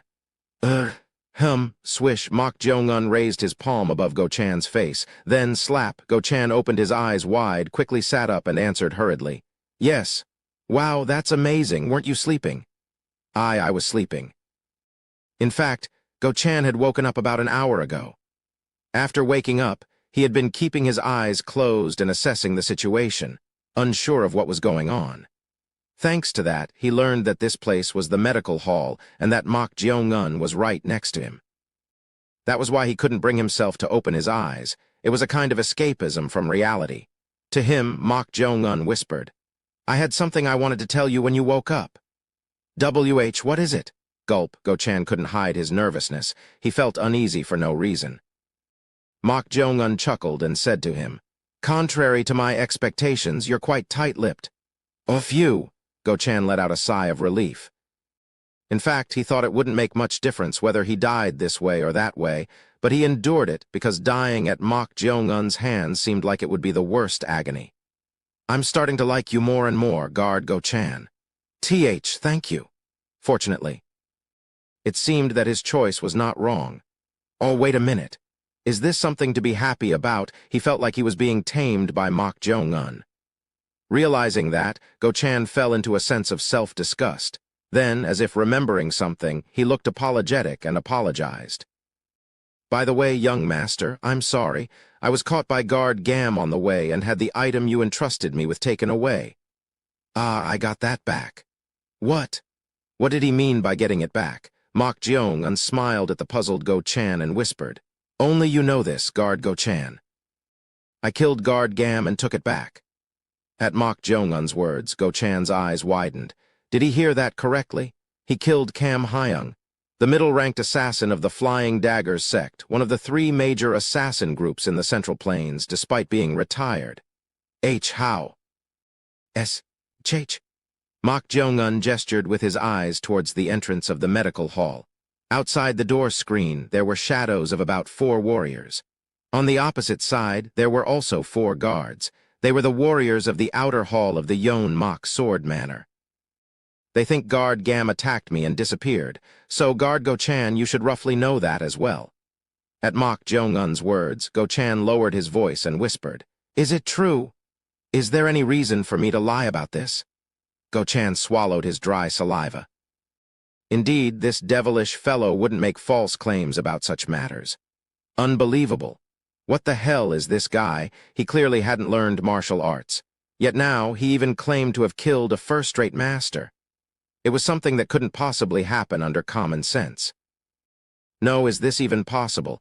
To guard Go-chan, who couldn't easily believe it, Mok Jeong-un said, "I have something to ask you." "Why, yes, what is it?" "I want to open a danjian, but it's not going well. I thought I had a pretty good understanding, but it seems I can't quite grasp the contents of the secret manual." "Are you talking about the danjian?" Go-chan asked back with a furrowed brow. Did this guy still want to learn martial arts? However, Mok Jeong-un's age wasn't exactly young to start martial arts. 17. With waste accumulated in the blood vessels, it would be difficult to properly absorb energy even with breathing techniques. That was why it was best to start breathing techniques as young as possible. Putting aside the issue of comprehension, it would naturally be difficult to form a danjian. Go-chan was at a loss for how to explain this. "Sorry for being blunt, but you're already too late to learn martial arts." He couldn't bring himself to say that. After pondering for a moment, Go-chan said, "See, could you tell me what aspects are difficult for you?" Let's help him for now. Explaining it verbally would only upset him anyway. It would be better to let him experience it himself and realize that he was too late to learn martial arts. Unaware of his thoughts, Mok Jeong-un shared the points where he was stuck. "So, no matter how much I try, the energy disperses." At Mok Jeong-un's words, Go-chan was momentarily stunned. Did he hear it wrong? He had just started practicing breathing techniques, yet he claimed to have understood what Kai was and even gathered it near the danjian below his navel by himself through the Kai circulation path. Of course, it dispersed, but still. No way. He must be joking, right? A guy who knew nothing about martial arts, no matter how much he had a secret manual, did it by himself to that extent? This was something impossible no matter how he thought about it. Even with the most basic 3 talents method, it was difficult to easily understand the definition of Kai without learning the basics for practicing martial arts. "Guard Go-chan." "Why, yes? Why are you making that expression?" "That's?" Is there something strange? No. Rather than that. Rather than, young master, did you really feel the Kai through breathing? In just half a day he felt it. Yes, why? Young master, this is a part that really needs to be clarified. I'm telling you I felt it, not joking around. Is there any reason to fool around? This is driving me crazy. From Go-chan's perspective, it was exactly like this. Mok Jong-un was saying with his own mouth that he was a once-in-a-millennium genius. Chapter 27. Death Kai 3. The guard Go-chan stared intently at Mok Jong-un and soon steadied his breathing. Everything this fellow said sounded like a lie. It was impossible for someone who didn't even know the precise definition of martial arts, no internal energy, to read a secret manual alone and feel Kai through self-study in less than half a day. Well, perhaps it was possible. But it would require a talent for martial arts that could be called a once-in-a-millennium prodigy. Even those born with a keen sense of Kai find the beginning difficult. Yet Mok Jong-un claimed to have done it. Although he honestly found it unbelievable, there was no reason for this devilish fellow to lie about such a thing. Then it was a simple matter. He just needed to verify it, whether it was true or not. Young master, may this subordinate directly confirm it. How so? Since you said you absorbed Kai through the breathing technique, you can just do that. I will check if you are circulating Kai during the process. I suppose that's possible. Verifying to that extent is not a difficult task. I see, then I'll leave it to you. Understood. Mok Jong-un sat cross-legged on the bed. Well, this part wasn't too difficult, so nothing could go wrong. Mok Jong-un, having taken this posture, closed his eyes and slowly breathed. Who? Go-chan closely observed this. Then he stepped down from the bed and approached Mok Jong-un. And then, this is to check, so don't mind it and just keep focusing on the breathing technique. With those words, he brought his 2 fingers together and placed them on one of the acupoints on Mok Jong-un's neck. Even a faint Kai could be felt if it was being circulated through the breathing technique. He didn't have high expectations, but just in case. Go-chan furrowed his brows. What was this? Surely it couldn't be. However, Kai was truly flowing through the meridians. This meant that he was properly detecting and absorbing Kai. Go-chan was utterly astonished. Even for 3 to 4-year-olds, known to have the most sensitive Kai sense, detecting Kai in less than half a day was truly a difficult feat. No matter how outstanding, a fortnight was the norm, and without luck, it could take months. Yet Mok Jong-un's meridians had considerable impurities, and his Kai sense should be diminished at this age, but he felt Kai in just a day. Does this fellow really have martial talent? Go-chan's gaze changed. Until just now, he had been doubtful, but now he thought it might be possible. There are no absolutes in all matters. Exceptions do exist. Mok Jong-un could be such an existence. Let's examine it. Since he said the Kai was dissipating, directly checking was the only way to find the cause. Go-chan quietly spoke to Mok Jong-un. I will infuse internal energy to examine it once. Please endure even if it's uncomfortable. As he was in the midst of practicing the breathing technique, Mok Jong-un nodded his head very slightly. Shoo! Go-chan focused and infused true Kai into Mok Jong-un's Gimmun liver, acupoint. He guided the true Kai through the Yangmun liver, and Yungwin Ren, acupoints to the lower Danjian area to trace Mok Jong-un's circulation path. In that process, Go-chan couldn't help but be surprised again. What's with this fellow? Impurities don't accumulate in the meridians only if one practices the breathing technique from a young age. But right now, there were barely any impurities in Mok Jong-un's meridians. It was like looking at a 3 or 4-year-old child. How can this be? He definitely wouldn't have cultivated internal energy before.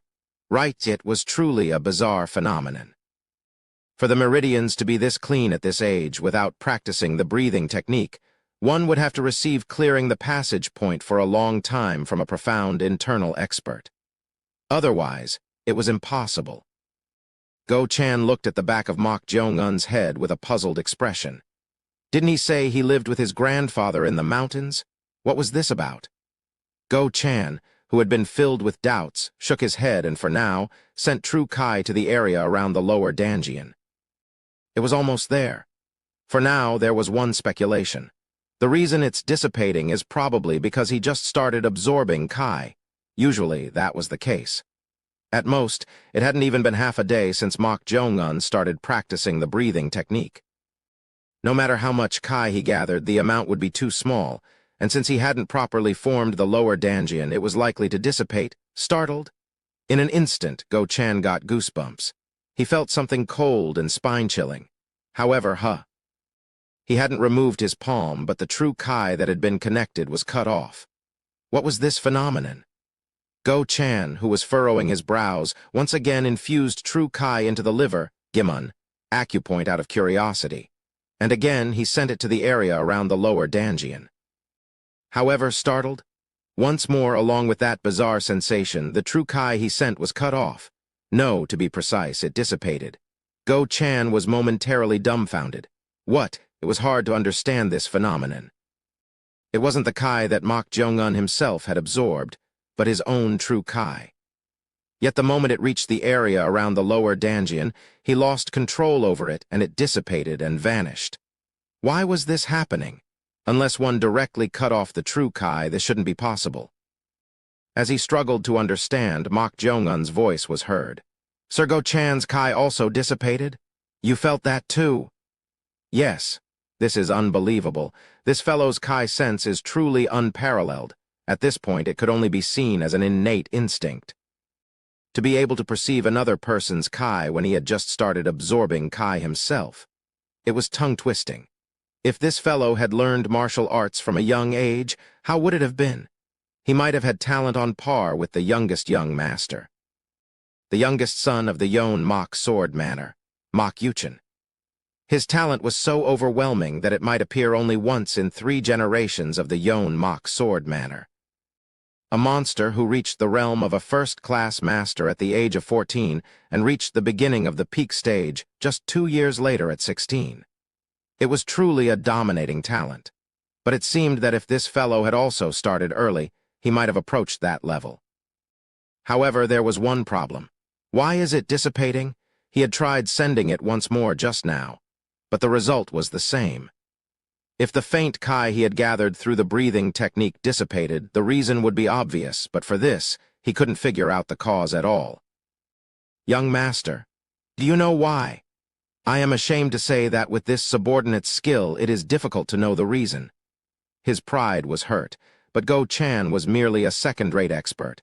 Martial artists referred to those at the first-rate stage and above as masters. That's how second-rate experts, while stronger than ordinary people, couldn't be said to have reached the realm of masters or grandmasters.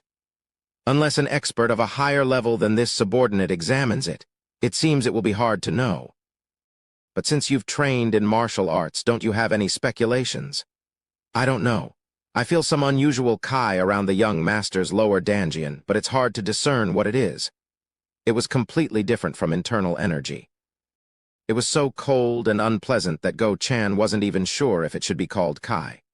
To Go Chan, who was like this, Mok Jong-un asked in a low voice, "Then I won't beat around the bush and ask directly. If it continues like this, will I be unable to form a Danjian?" A straightforward question. At this, Go Chan replied with difficulty, "To be honest, that's right. If the Kai gathered through the breathing technique keeps dissipating, you won't be able to form a Danjian. In the end, that becomes the problem." Pardon? No, just talking to myself. With those words, Mok Jong-un stroked his chin. While Go Chan couldn't pinpoint it exactly, the cause seemed to have become clear. The death Kai near the lower Danjian seemed to be the cause. What to do about this? The Kai absorbed through the breathing technique doesn't match with this and dissipates. And with this breathing technique or circulation method, the death Kai couldn't be moved. No solution came to mind for this method. This is troublesome. The original purpose was to learn martial arts. That monstrous man he had met back then. When he tried to revive that sensation, he still didn't dare to think of defeating that man. No, he didn't even dare to confront him. Am I unable to learn martial arts? If that was the case, there was no reason to stay here. Mok Jong-un's mind became complicated for a moment. It was still too early to definitely feel discouraged. As Go Chan said, he was merely a second-rate expert, so he might not have been able to grasp the exact cause. Would getting help from a proper master be the answer? As he was pondering, oh my, how peculiar. Seeing how it dissipates the true Kai, it seems completely opposite to the Kai generated through normal circulation. Opposite? At Mok Jong-un's question, Go Chan waved his hands and said, It's just my guess. You don't need to take it too seriously. Opposite? Opposite? Mok Jong-un furrowed his brows and became lost in thought. The moment he heard the word opposite, he recalled having a similar feeling when he first absorbed this cold and yin-death Kai. If the Kai absorbed through breathing is considered life Kai, in other words, living Kai, then this is literally death Kai. Then perhaps the method was wrong from the beginning. Mok Jong-un reached his own conclusion and said, Sir Go Chan's words are correct. I should try reversing the Kai circulation method and breathing technique. With those words, Mok Jong-un closed his eyes. It was to directly attempt what he had realized. What? For a moment, Go Chan couldn't hide his bewilderment. Did he just say he would reverse the Kai circulation method and breathing technique? For an instant, he doubted his own ears. The breathing technique was originally a type of cultivation method derived from Taoism that boosted life Kai and yang Kai. But reversing it meant literally accepting death and yin Kai. Moreover, reversing the Kai circulation was called the great method of reverse meridians, leading oneself to fall into the demonic path. Yo, young master, stop! You may fall into a Kai deviation, fire entering the devil one. This was a phenomenon that occurred even if the Kai inside the body was slightly distorted. But if it was like this with just a slight distortion, completely reversing the Kai circulation direction was no different from choosing self-destruction. Phew. Watching this scene, the corners of Chen Gryong's mouth curled up. That foolish fellow was doing something stupid with shallow knowledge. How can he think of such a thing? Even the reverse meridian method developed by the main sect after long research often led to the destruction of the danjian or severe side effects that turned people into cripples or corpses. Yet a greenhorn who hadn't even formed a danjian was reversing the Kai circulation on his own. It was literally a suicidal act. If it goes well, I may find freedom.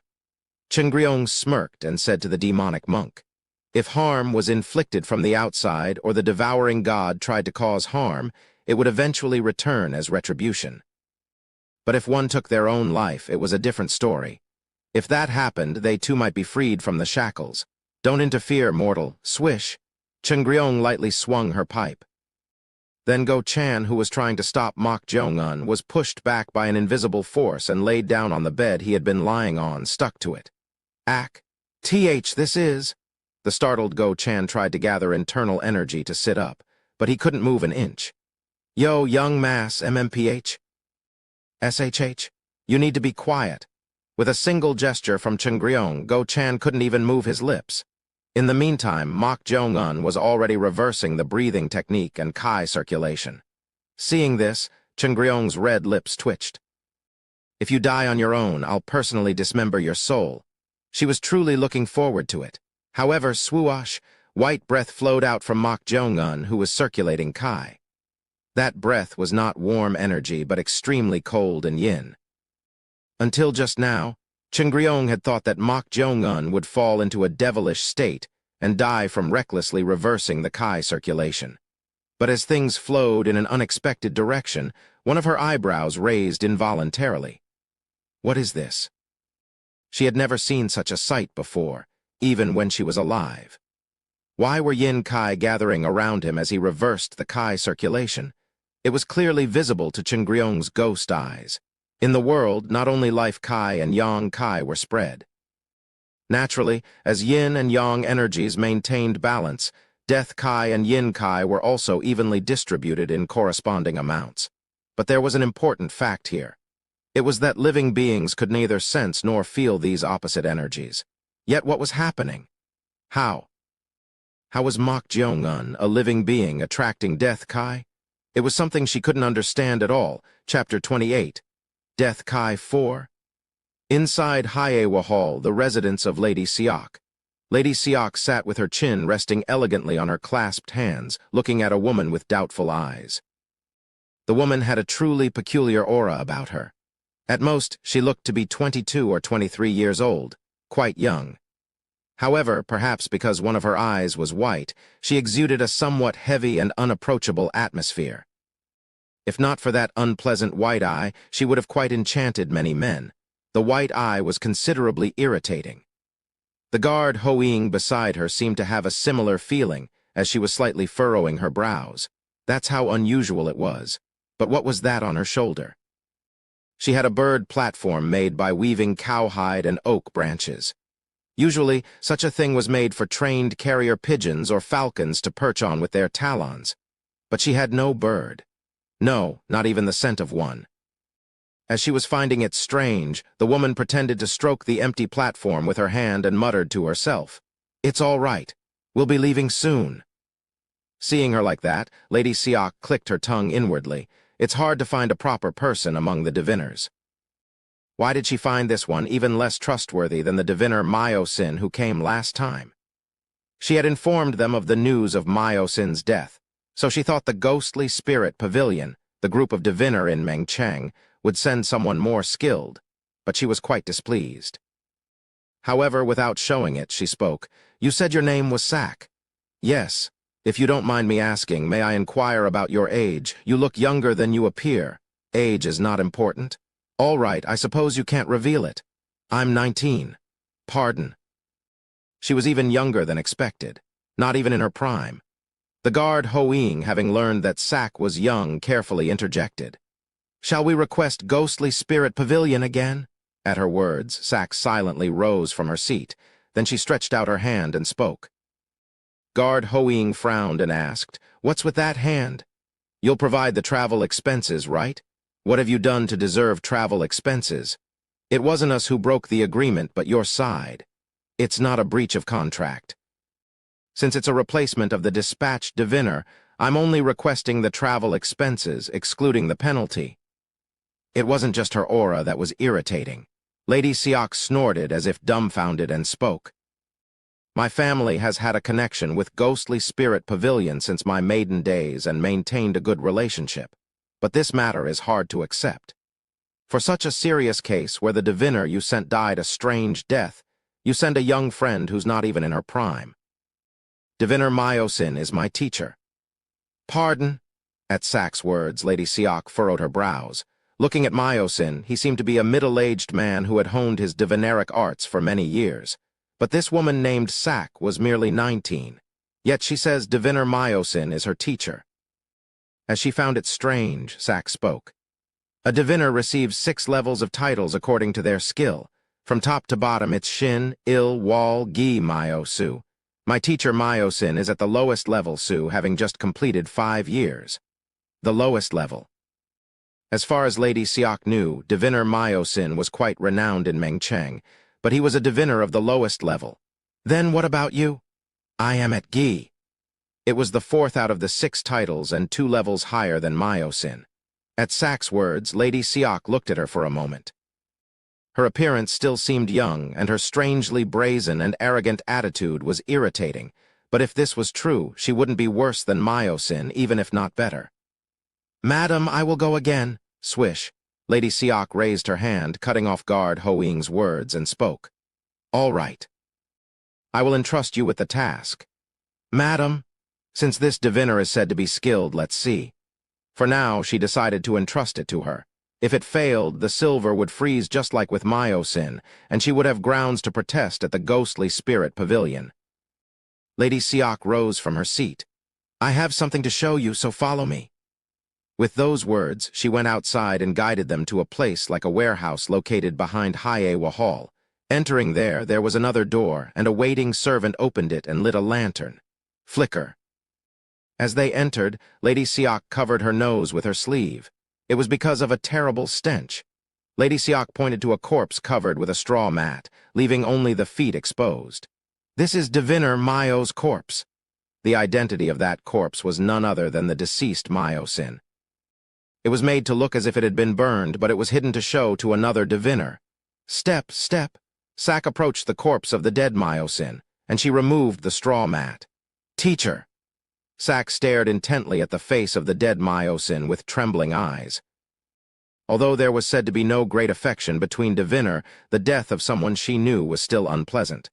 Lady Siak asked her, "How do you think he died?" A straightforward question. To this question, Sak replied in a low voice, "The cause of death is not judged by what is seen. Only the dead can tell." Swish. Then she brought her hand to the face of the dead Myosin. Seeing this, Lady Siak and Guard Hoing frowned and slightly turned their heads. They couldn't imagine touching a foul-smelling corpse with their bare hands. Sak touched Myosin's face with her eyes closed, and then clench. With her left hand, she made hand seals. Jai Tu, Jian, the Beek Ya, followed by the Byung. Sak, who had made the hand seals of the 9-character Dharani, chanted something in a small voice. "Three-person joint technique. The Northern Emperor has granted me authority, so reveal all that you have experienced. Urgently, as the law and decree command." The atmosphere was getting eerie. The air seemed to grow heavy. What is she doing? Both Lady Siak and Guard Hoing held their breath and watched her. Soon, a bizarre scene unfolded before their eyes. Tremble. The entire body of the dead Myosin began to shake on its own. The corpse is moving by itself. Guard Hoing was so startled that he covered his mouth and unknowingly took a step back. On the other hand, Lady Siak only furrowed her brows at this sight, not greatly frightened. Rather, she focused on how the fang arts were being performed, as she couldn't see it up close. "Reveal all." Urgently, as the law. Clench. Sak bit her lip tightly, and her expression instantly distorted. As expected, it didn't deviate from her expectations. As Sak pulled her left hand, which was maintaining the hand seal, the dead Myosin's mouth opened with a creak and closed. After that, the movement subsided. Sak opened her eyes slightly and released the hand seal on her left hand. "What happened?" To that question, Sak said nothing, but soon she opened her eyes, removed her hand, and spoke. "I asked my teacher." Asked, as if a dead person would really answer. Of course not. Unless the spiritual remains in the corporeal part of the soul, they won't directly answer. Was she making a joke now? Didn't she clearly say she asked? As if reading her thoughts, Sak continued, "All the dead have traces." Traces. In the spirit of a corpse that hasn't been dead for 49 days, spiritual traces remain. If you awaken those traces, you can see how the owner of the soul met their death. "Then did you see who did it?" "I didn't see." "What do you mean?" "You just said a moment ago that within 49 days. If one loses their life by Sal murder, only a fragment of the last moment remains, so no matter how skilled a diviner is, it's difficult to accurately confirm how they died." Fear. The last fragment of diviner Myosin that she saw was extreme fear. That's why she had bitten her lip tightly. This in itself wasn't particularly special. But would a person living as a diviner have been this terrified just from being killed? Of course, if it was a vengeful spirit of the yellow sprit level, it might have been difficult to handle with just the title of Su-rank diviner, so it was quite possible. Lady Siak asked, "Then you're saying we can't know anything?" "That's not the case." "What do you mean?" "Dying by Sal means it was a death by supernatural phenomena. Seeing how the blood vessels of the corpse are so grotesquely protruding, it's not an ordinary vengeful spirit." At those words, Lady Siak's eyes sharpened. This was the very point she had doubts about. "So you're saying it's true that he died like this because of supernatural phenomena?" "Yes, it's a very strong, vengeful spirit." "I knew it. That child did it after all." "Ah!" The desired answer came out. Then it meant that Mok Jong-un used supernatural phenomena to kill diviner Myosin and even threatened the life of Sowa, her maid. As everything became clear, she trembled with rage. What kind of bastard was he that even such vengeful spirits were helping him? Lady Siak spoke sharply with a voice filled with anger. "You can handle it, right?" To her question, Sak asked back, "If you promise one thing clearly, it's possible." "What is it?" "Not all supernatural phenomena are the same. Vengeful spirits are the opposite of cultivating life, so they can't be tamed as devouring gods in the first place. So in the end, we have to consider it as possession." "And?" If what was mentioned in the request is true, that young master named Mok Jong-un may have already lost his corporeal part of the soul to supernatural phenomena and lost his spirit. Taking this into account during the exorcism, Lady Siak cut off the complicated explanation. Just get to the point. There is a high probability of death, is that all right? At Sak's words, the corners of Lady Siak's mouth curled up slightly. Rather, it was what she wished for. I don't mind. Seeing her like that, Sak sneered inwardly. It was truly ridiculous to see a family coveting each other's lives for the sake of the succession competition. But it wasn't something for her to concern herself with. She took out a wooden dagger from the waist belt made of leather. What are you trying to do? First, I'll return the sal to weaken the vengeful spirit and the host. How? Receiving a reverse sal is an excruciating pain that makes one wish for death. Watch. Swish. Sak took out a talisman from her bosom. On the talisman, it was written in red ink. Chinese letter, reverse. She wrapped it around the wooden dagger and then unhesitatingly stabbed it into the chest of the dead diviner Myosin. Stab. The Northern Emperor grants me the talisman to drive away evil spirits, so urgently act according to the command. Wriggle. At that moment, the corpse of the dead diviner Myosin twisted. Phew! Damn bastard! Smoke flowed from Chingryong's red lips. She glared at Mok Jong-un, who was circulating Kai with a displeased expression. What the hell was that fellow's identity? If one reversed the Kai circulation, it was normal to fall into Kai deviation, become a cripple, or face death. But the death Kai was gathering. Those who could be affected by or sense death Kai were the dead, in other words, vengeful spirits like themselves. But Mok Jong-un was a living human. Was this possible? A living human attracts the Kai of death. It was an unprecedented sight, but she still didn't know. Since it was an unknown realm that living humans hadn't explored yet, even if he gathered death Kai, it was hard to guarantee that he could circulate and control it like the Kai of cultivating life. Controlling the Kai of death was no different from entering the realm of the dead. Phew. Curiosity filled her crimson eyes as she exhaled thick smoke.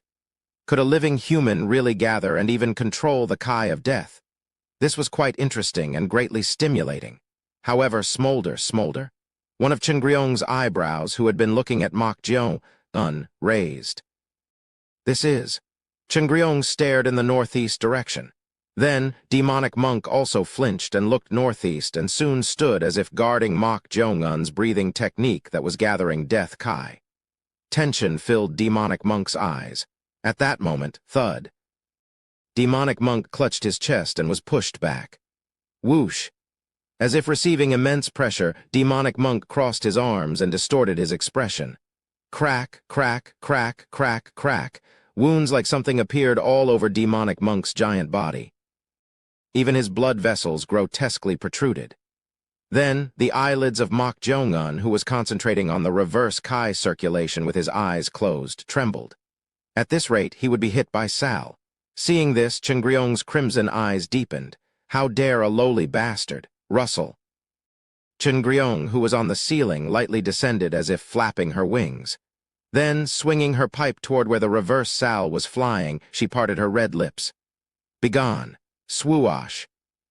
As soon as those words ended, the gray smoke flowing from demonic monk's wounds gathered into one and rushed toward the northeast direction. Stab, stab, stab.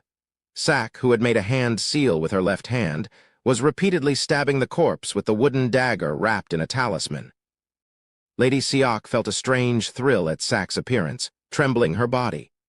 Thinking that this would make that devilish fellow Mok Jong-un suffer, her excitement wouldn't subside. More, suffer more, stab, stab, stabbing the corpse relieved her anger. Sak, who had been stabbing the body recklessly, now raised the dagger to pierce the dead Myosin's brow. At that very moment, whoosh, Sak's body was flung backward and soon crashed into the warehouse wall. Bang! Ugh! Sak, who had hit the wall, dropped the dagger with a groan. She looked at her palm that had dropped the dagger, and it was swollen in the shape of the dagger as if she had suffered a burn. Drip, drip. Then black blood flowed from her mouth. Diviner Sak! The startled Lady Siak supported her. It was hard to understand what was suddenly happening. Why is this happening? To her question, Sak couldn't give any answer.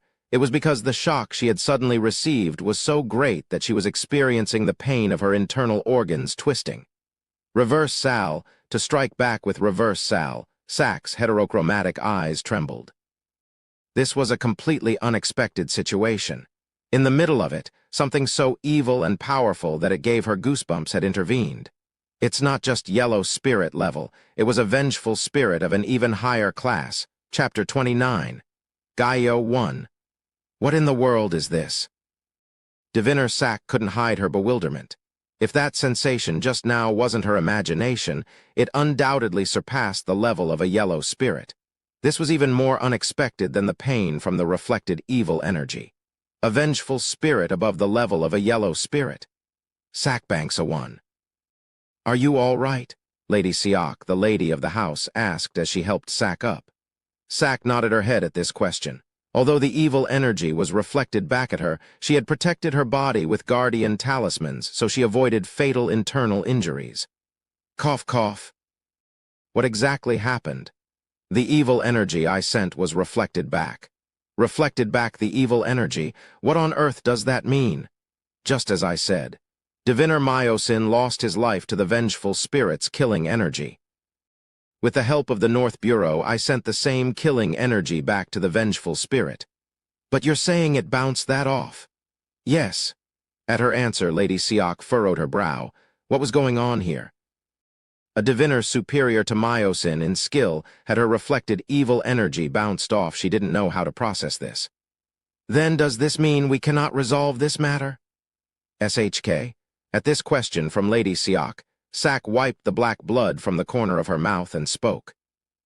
It's not a matter of resolving it. What do you mean by that? The situation has become far more dangerous than anticipated.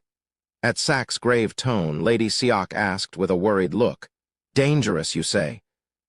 If it was around the level of a yellow spirit, I could have sent the evil energy, weakened the vengeful spirit, and exorcised it with talisman techniques. But that went awry. Awry meaning? It's a malicious, vengeful spirit of a far higher level. At Sak's words, Lady Siak asked in an uncomprehending tone, Do vengeful spirits also have levels? Yes, you can think of it as a measure of danger. Then you said before that a yellow spirit. Was it yellow spirit? Anyhow, you said it was of a higher level than a yellow spirit. So how much more dangerous is it? Brushing her disheveled hair back, she replied. Actually, even a yellow spirit-level spirit is extremely dangerous as it can directly inflict killing energy on humans and cause death.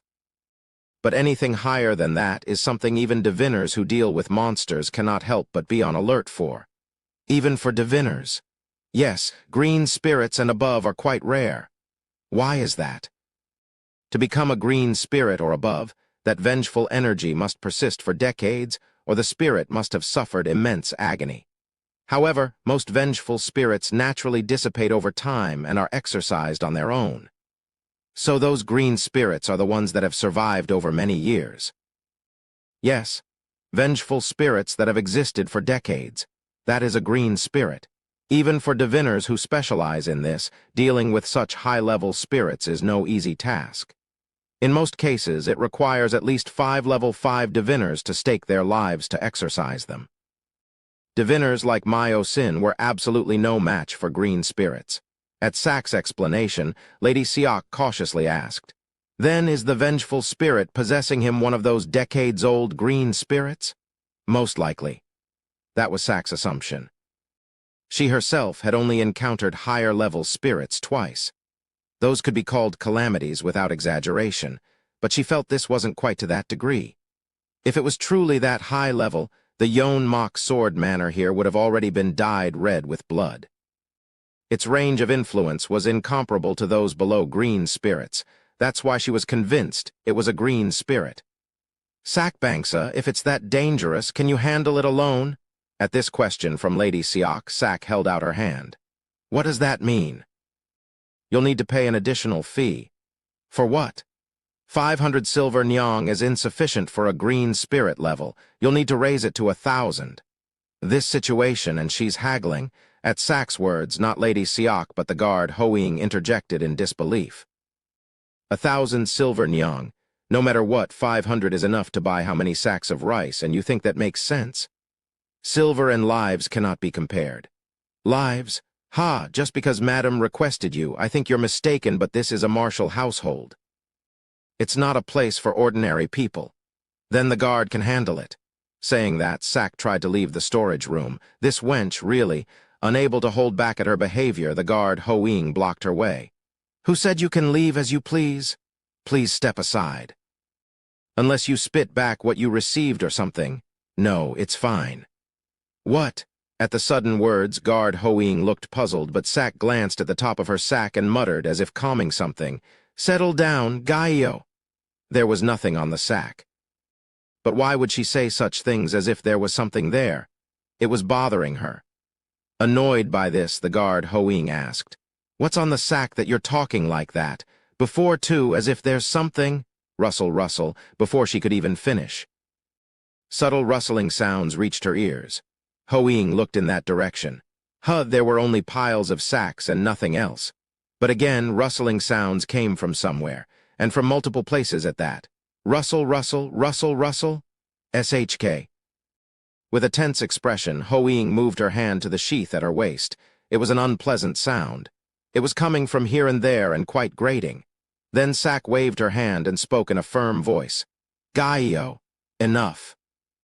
As if by magic, the rustling sounds that were just coming from everywhere ceased in an instant.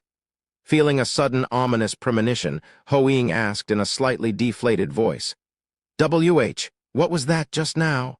At this question, Sack shook her head side to side and said, Don't provoke Gaio. Saying that, Sack made a gesture as if petting the empty air above the sack. She did the same thing before, too, and there was no understanding what she was doing. There's nothing there, so what on earth? Gaio is very shy. No, what the heck is this Gaio that you keep? Gaio is a native Imi Menjiang of MT, year at the end of MT, gal. Imi Menjiang? You don't mean a monster? Similar. Imi Menjiang, Chinese letter, Chinese letter, Chinese letter, Chinese letter. To be precise, mountain goblins or monsters are called Imi, a Chinese letter, Chinese letter, while water monsters in rivers or seas are referred to as Mangyang, Chinese letter, Chinese letter. Since ancient times, people have combined these terms and called them Imi Menjiang. Gaio is an Imi Menjiang that became my servant spirit. Of course, even if it's shy, it never forgives those who try to harm its master. H. Warak. As soon as she finished speaking, the torch flickered, and a strange shadow was cast behind the sack. WH, what is this? Seeing the shadow, Ho-Ying took a step back with a terrified expression. There was clearly nothing visible on the sack, but a huge shadow with a snail-like coiled body, a bird's beak, and a snake's tail was undulating. Its appearance was utterly bizarre. If there's nothing more, please step aside now. Sack tried to pass by the frightened Ho-Ying. At that moment, Lady Siak spoke. Wait. Can you really handle that green spirit or whatever it is? At that question, the corners of Sack's mouth lifted slightly. She figured they wouldn't be able to refuse anyway. Although a green spirit level was said to be extremely dangerous, she felt she could handle it somehow as a diviner, Bangi, who could employ servant spirits. Sack erased the smile from her lips and turned her head with a serious expression. The vengeful spirit will be very angry after having the killing energy reflected back. If we don't hurry and deal with it, an even bigger incident may occur. Lady Siak looked at Sack with sharp eyes. Soon she made her decision. All right, 1,000 silver nyang, I will pay it. Up front? This diviner wench. She seems obsessed with money. Mok Jong-un slowly opened his closed eyes. Everything was different from when he absorbed the life-nurturing energy through normal Kai circulation.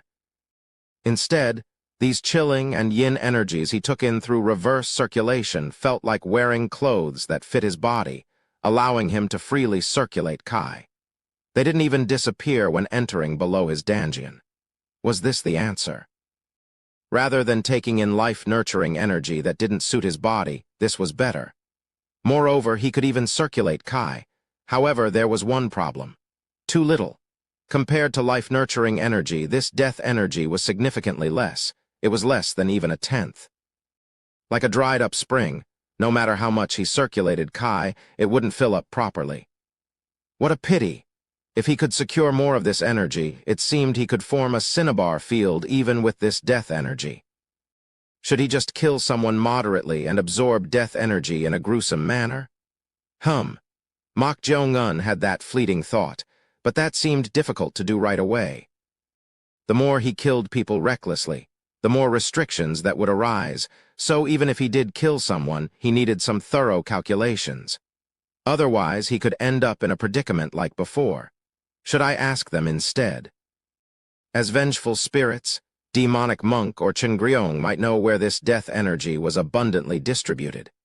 So he went to find demonic monk, but demonic monk's condition looked quite bad.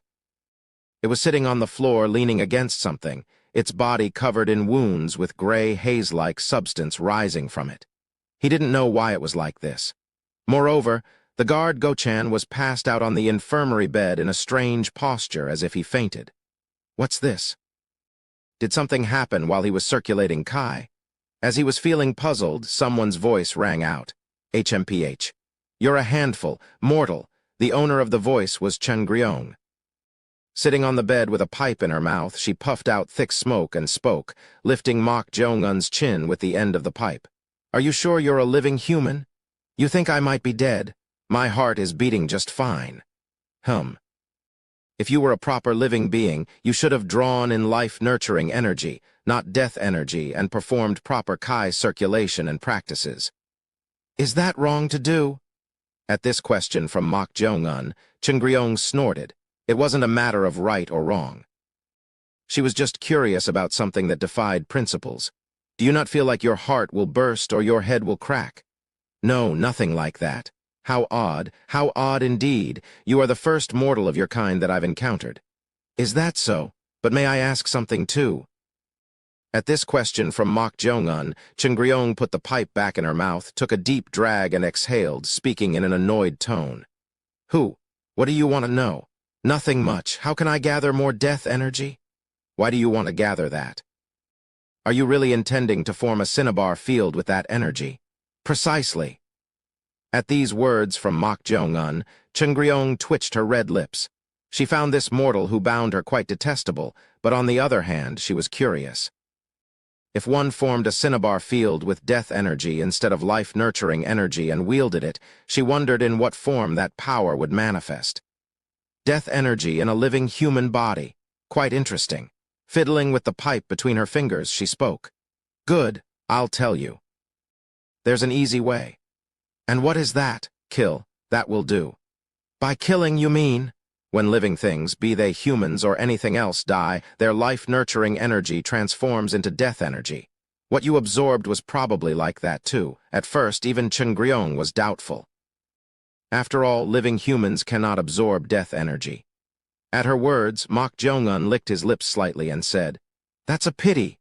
I also think that way would be faster, but if I do that, things will get quite troublesome. So it seems hard to kill recklessly right away. Any other methods?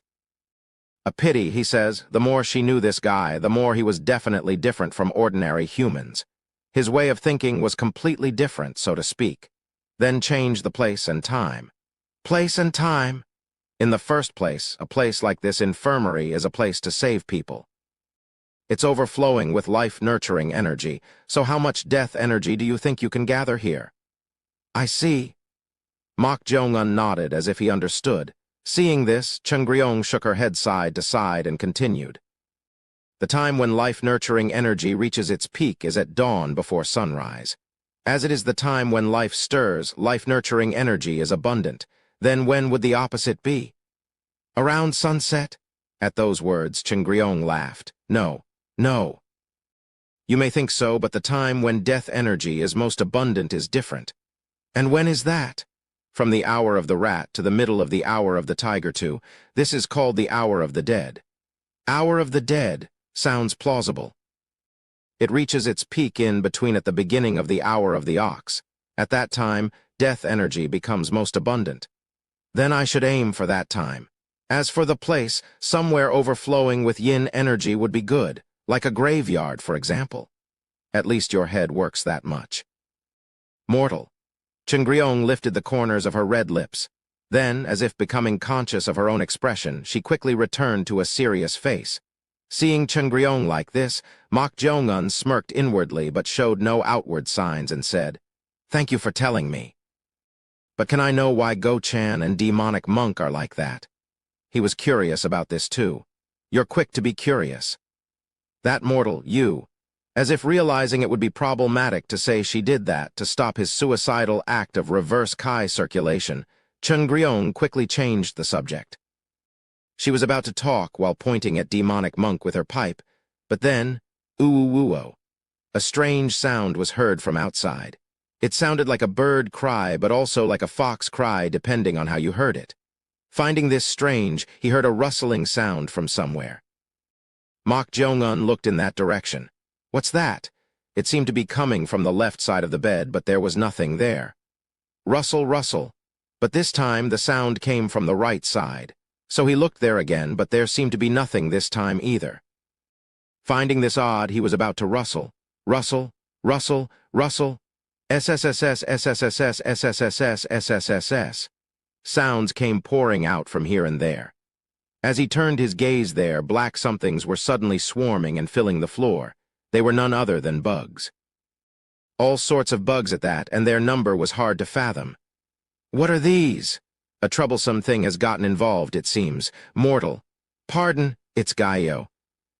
In the classic of mountains and seas, one of the 3 great forbidden books of the Central Plains, it is written thus. Deep in the mountains of Mt. Yoa lives an evil beast called Gaio. It has a bird's beak in its mouth, owl-like eyes, and a snake-like tail. Gaio avoids humans. Gaio's cry sounds like it's calling its own name. Wherever Gaio appears, bugs always swarm, and not a single grain of rice can be harvested, eventually turning the land into a barren wasteland. Chapter 30. Gaio 2. The classic of mountains and seas, one of the 3 great forbidden books that has existed since the time of King Yu of the Xia dynasty.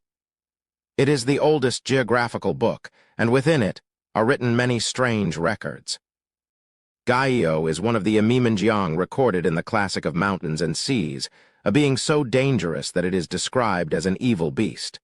Rustle, rustle, rustle, rustle, SSS, SSS, SSS, SSS. The various bugs swarming in were hard to count.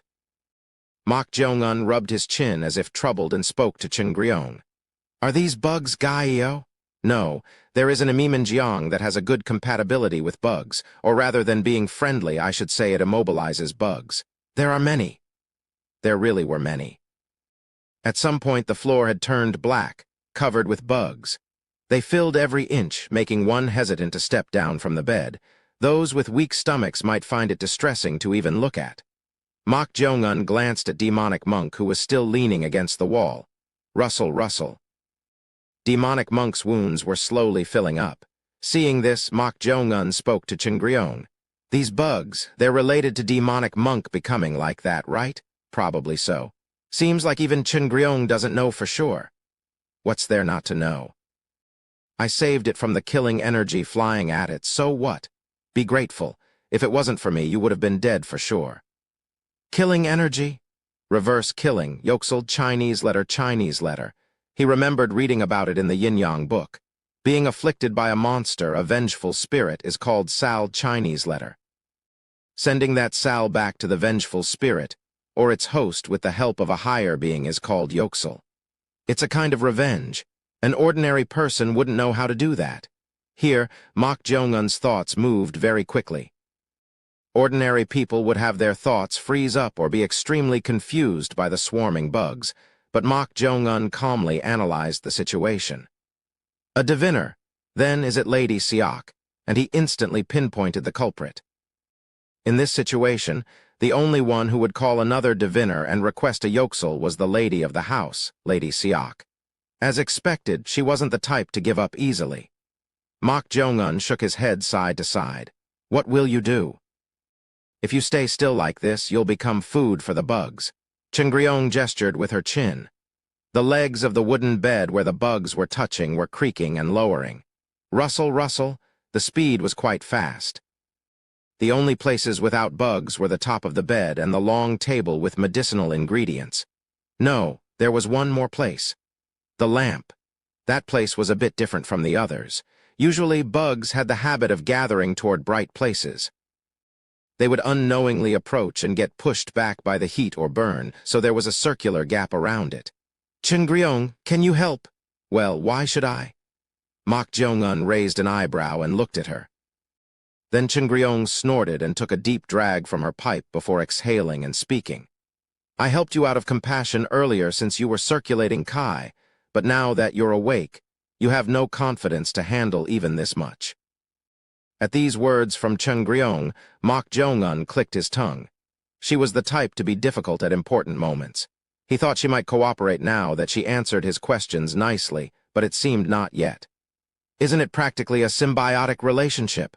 Will you really do this?" "I'll let you survive." "Ah!" She was truly a difficult servant spirit to handle. Then Chengryong grinned and spoke to Mok Jong-un. "Hey, mortal, let me make a suggestion." "A suggestion?" "Yes, try overcoming this crisis with your own strength. If you resolve this situation on your own, I'll seriously consider whether to help you in the future or not." At her words, Mok Jong-un clicked his tongue. She was his servant spirit anyway, so she had no choice but to help if his life was threatened. Yet she was making this kind of proposal, which was laughable. Perhaps it was because her level was high, unlike demonic monk, but she was truly stubborn with a strong ego. "Well, I have no choice. The one in need has to comply. Let's try the easy method first." Easy method. At Chengryong's retort, Mok Jong-un raised his voice and shouted, "Is anyone there?" Outside the infirmary were the warriors of the outer house. Getting their help was the easiest way rather than resolving it himself. "Warriors?" But no answer was heard. The shadows on the door clearly showed them standing. Their heads were slightly tilted to the side, as if they had lost consciousness. It seemed something was done to them. "What were you expecting?" "I see." Mok Jong-un shrugged his shoulders. Thud, thud. Then a shadow approached the door of the infirmary. Judging by the shape of the shadow, it seemed to be a woman, and on the woman's right shoulder was a sack with a bizarre shape of a shadow above it. It was a strange shadow with a bird's beak and a snake's tail. Coming in person, how confident. "Is that it?" "Who?" "Yes, that's Gaio." It seemed the bizarre shadow on the shoulder was Gaio. Puffing smoke from her pipe, Chengryong snorted and muttered in a displeased tone, "Now there are even folks carrying that damn bird thing as a shiksen. Seems you dislike it." Bugs are absolutely disgusting. Chengryong seemed to truly hate bugs as she shuddered for no reason. Her dislike of bugs was unexpected. Could it be she was refusing to help without showing it just because of this? He didn't believe that was the case. Rustle, rustle. At some point the bed had sunk almost halfway due to the bugs. This was the same for the bed Go-chan was on. At this, Mok Jong-un bit the inside of his wrist below his back hand. "Crunch, what are you doing?" "A temporary measure, you could say." Temporary measure. Drip, drip. As blood flowed from his bitten wrist, Mok Jong-un sprinkled it in all directions. Plop, plop, plop, plop. Then an amazing scene unfolded. As Mok Jong-un's blood touched the bugs, they made strange noises and went into fits, frantically avoiding the spots where the blood splattered. Seeing this, Chengryong asked in puzzlement, "Why are they acting like that?" "I ate a lot of poisonous plants since I was young, so my blood is toxic." "Your blood is toxic." At this, Chengryong looked at him in disbelief. Having toxicity in one's blood was practically the same as being a poisonous person. The more she knew this guy, the more bizarre of a human he was. Plop, plop, plop, plop. Mok Jong-un kept sprinkling blood from under the bed to the surroundings. Seeing the bugs get startled and avoid the blood made one imagine how strong the toxicity was. Soon, the bugs couldn't approach Mok Jong-un's vicinity. On the other hand, the bed Go-chan was lying on was precarious. Rustle, rustle. Mok Jong-un tried his best to keep the bugs away by sprinkling blood, but since it wasn't the surroundings, the bugs were pushing in through the blind spots. At this, Mok Jong-un threw the wooden pillow on the bed at the guard Go-chan. Smack! Ugh! Startled by the wooden pillow hitting his head, Go-chan woke up. The awakened Go-chan instinctively looked around and gasped. What is this? A tremendous number of bugs. Those bugs were covering the surrounding floor and even crawling up onto the bed. The surprised Go-chan lifted the blanket and frantically shook off the bugs. To such Go-chan, Mok Jong-un said, "It's dangerous, so keep catching the bugs." "Why, young master, what on earth?" "I don't know either, but I advise against getting off the bed. This is insane." Go-chan found this situation utterly baffling, but for now he had to do as Mok Jong-un said and shake off the bugs to keep them in check. As they were battling the bugs like that, thud, the door to the infirmary opened and someone entered. Seeing this, Go-chan shouted in surprise. "You there, miss, it's dangerous, don't come in." The one who entered was a woman with one white eye. She was the diviner Sak. "Dangerous, huh?" Go-chan's eyes widened. As Sak took a step inside, the bugs parted to the sides, creating a path. Of course, that was because her shiksen was controlling these bugs. "Rustle, rustle?" Her mismatched eyes sparked with interest. She had intended to slowly apply pressure and instill fear, but for some reason the bugs couldn't approach as if he had done something. What did he do? As she was puzzled, Mok Jong-un spoke to her. "Are you a diviner?" At this question, Sak furrowed her brow. Looking at the 17-year-old pretty boy standing on the bed, he didn't seem possessed by a monster at all. If he were possessed by a green spirit-level vengeful ghost, he wouldn't be in that state. "Is it that?" Sak's gaze shifted to the large figure of demonic monk leaning against the back wall. Her black eyes saw nothing, but her other eye, the white eye, could see. The vengeful spirit, that is. Yellow spirit, her white eye narrowed.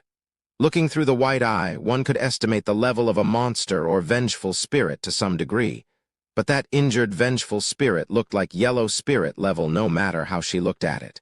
How can that be? A yellow spirit level couldn't deflect a killing strike. If so, it meant not the yellow spirit, but Mok Jong-un, who was presumed to be its host, had done it. But he didn't seem skilled in sorcery at all no matter how she looked at him. Then who on earth had reflected the killing strike? "You seem young but quite skilled," a voice ringing in her ears. At this, Sak turned her head to the side. Throb, within a hazy boundary, her white eye burst with blood vessels at the sight of something red. Ugh! Startled by the intense pain, she tightly closed her white eye. What was that just now? Her white eye that could see the other side couldn't contain that existence. No, to be precise, she herself couldn't accept that existence conveyed through the white eye. It was right at that moment. Ooh. The Gaio that had been docile on her shoulder suddenly let out a scream. "Gaio, calm, ooh. At the ear-splitting scream, Sak couldn't endure and covered her ears. She looked at Gaio with a baffled expression. Gaio was staring at something with extremely wary eyes, so terrified that it couldn't control itself. For Gaio to be this scared. What on earth? Ooh. Rustle, rustle. Along with Gaio's scream, the bugs on the floor suddenly soared upward. The orderly appearance disappeared. Winged bugs flew up and swarmed madly toward Mok Jong-un and Go-chan. "Why, young master!" The flustered Go-chan didn't know what to do.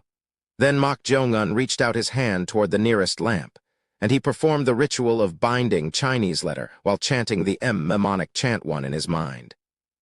A precarious distance. If he concentrated within a distance of 1 jang, he could pull objects with the ritual of binding. The location of the lamp was right at the precarious boundary. Shake, shake. The lamp stand trembled, then it was sucked into Mok Jong-un's hand. Smack. Seeing this, Go-chan's eyes widened. It was so surprising that Mok Jong-un, who hadn't even formed a cinnabar field yet, was displaying such a technique. But that was only for a moment. Thud, Mok Jong-un leaped onto the bed where Go-chan was in one go. Then he swung the lamp mercilessly at the flying bugs. Whoosh, whoosh. The charging bugs also found the lamp hot and scattered here and there. However, as if influenced by Gaio's continued screams, they frantically tried to find openings and fly in. "Go-chan, your guard's dagger?" "Yes." "Dagger?" At Mok Jong-un's shout, Go-chan searched his waist. But the dagger he always carried for treatment was placed on top of his upper garment, folded under the bed. At this, Go-chan bent down and quickly reached his hand under. Rustle, rustle? Eek. The bugs swarming from the floor were sticking to the clothes and even the dagger. He hesitated for a moment, but Go-chan endured it and grabbed the dagger. Thanks to that, the stuck bugs fiercely bit Go-chan's hand. One might think being bitten by bugs wouldn't hurt much, but it's a different story when dozens of them swarm and bite. Arg! Go-chan lifted his hand holding the dagger while frantically shaking it. Mok Jong-un swung the lamp at his hand. Whoosh! The remaining bugs stuck to it fell off in a panic. Here it is. Taking this chance, Go-chan passed the dagger. Receiving the dagger, Mok Jong-un handed him the lamp and said, "Keep swinging it." "Yes, sir." Go-chan swung the lamp at the flying bugs. In that gap, Mok Jong-un drew the dagger and slash. He slashed it toward his own forehead. It wasn't deep, but the skin was cut enough for blood to flow out. What is this? Go-chan couldn't hide his bewilderment. Why was he suddenly inflicting wounds on himself? But that wasn't the only one. Mok Jong-un kept cutting here and there on his body with the dagger, creating wounds. Slash, slash. "Young master, what are you doing?" Even at his shout, Mok Jong-un didn't stop inflicting wounds. Did he go crazy? Even the diviner Sak, who was trying to control Gaio somehow, had her attention stolen for a moment by Mok Jong-un's actions. Suddenly harming himself, what kind of act was this? It was in that absurd moment. The blood-covered Mok Jong-un, who had wounded various parts of his body, looked at her and lifted the corners of his mouth. Shudder. That sight was so uncanny that Sak furrowed her brows. How many scary things had she seen while working as a diviner? But this feeling was completely different. It was right at that moment. Thud. Mok Jong-un kicked off the ground and ran toward where she was. "What are you doing?" This was truly a suicidal act. The bugs were flying about and charging, yet he was frantically harming himself and leaping into it. Was he crazy with a death wish? That's what she thought. However, plop, plop, plop, plop, plop. In that instant, an unbelievable sight unfolded. The bugs that had touched Mok Jong-un went into convulsions and fell to the floor. Most of the nearby bugs also tried their best to avoid touching Mok Jong-un, as if not wanting to make contact. As a result, a path naturally formed. Why are the bugs? She couldn't fathom it at all. If he made wounds like that, the unique smell of blood should make them swarm even more, but it was strange. However, there was no time to be surprised now. Mok Jong-un had come right in front of her. "Gaio, block him." Sak shouted like that and flung her body back, trying to take out a talisman from her bosom. Then Mok Jong-un threw the dagger he was holding at her. Damn it! She was startled and tried to twist her body to avoid it. At that moment, Gaio, who couldn't be controlled due to fear, seemed to sense her crisis and flew up from the sack, striking the dagger with its claws. Smack, clang, and it let out an eardrum-shattering scream at the enemy threatening its master. Ooh-ooh-ooh-ooh. Along with the scream, the bugs shook and swirled from the floor. Something huge was about to happen. It was right then.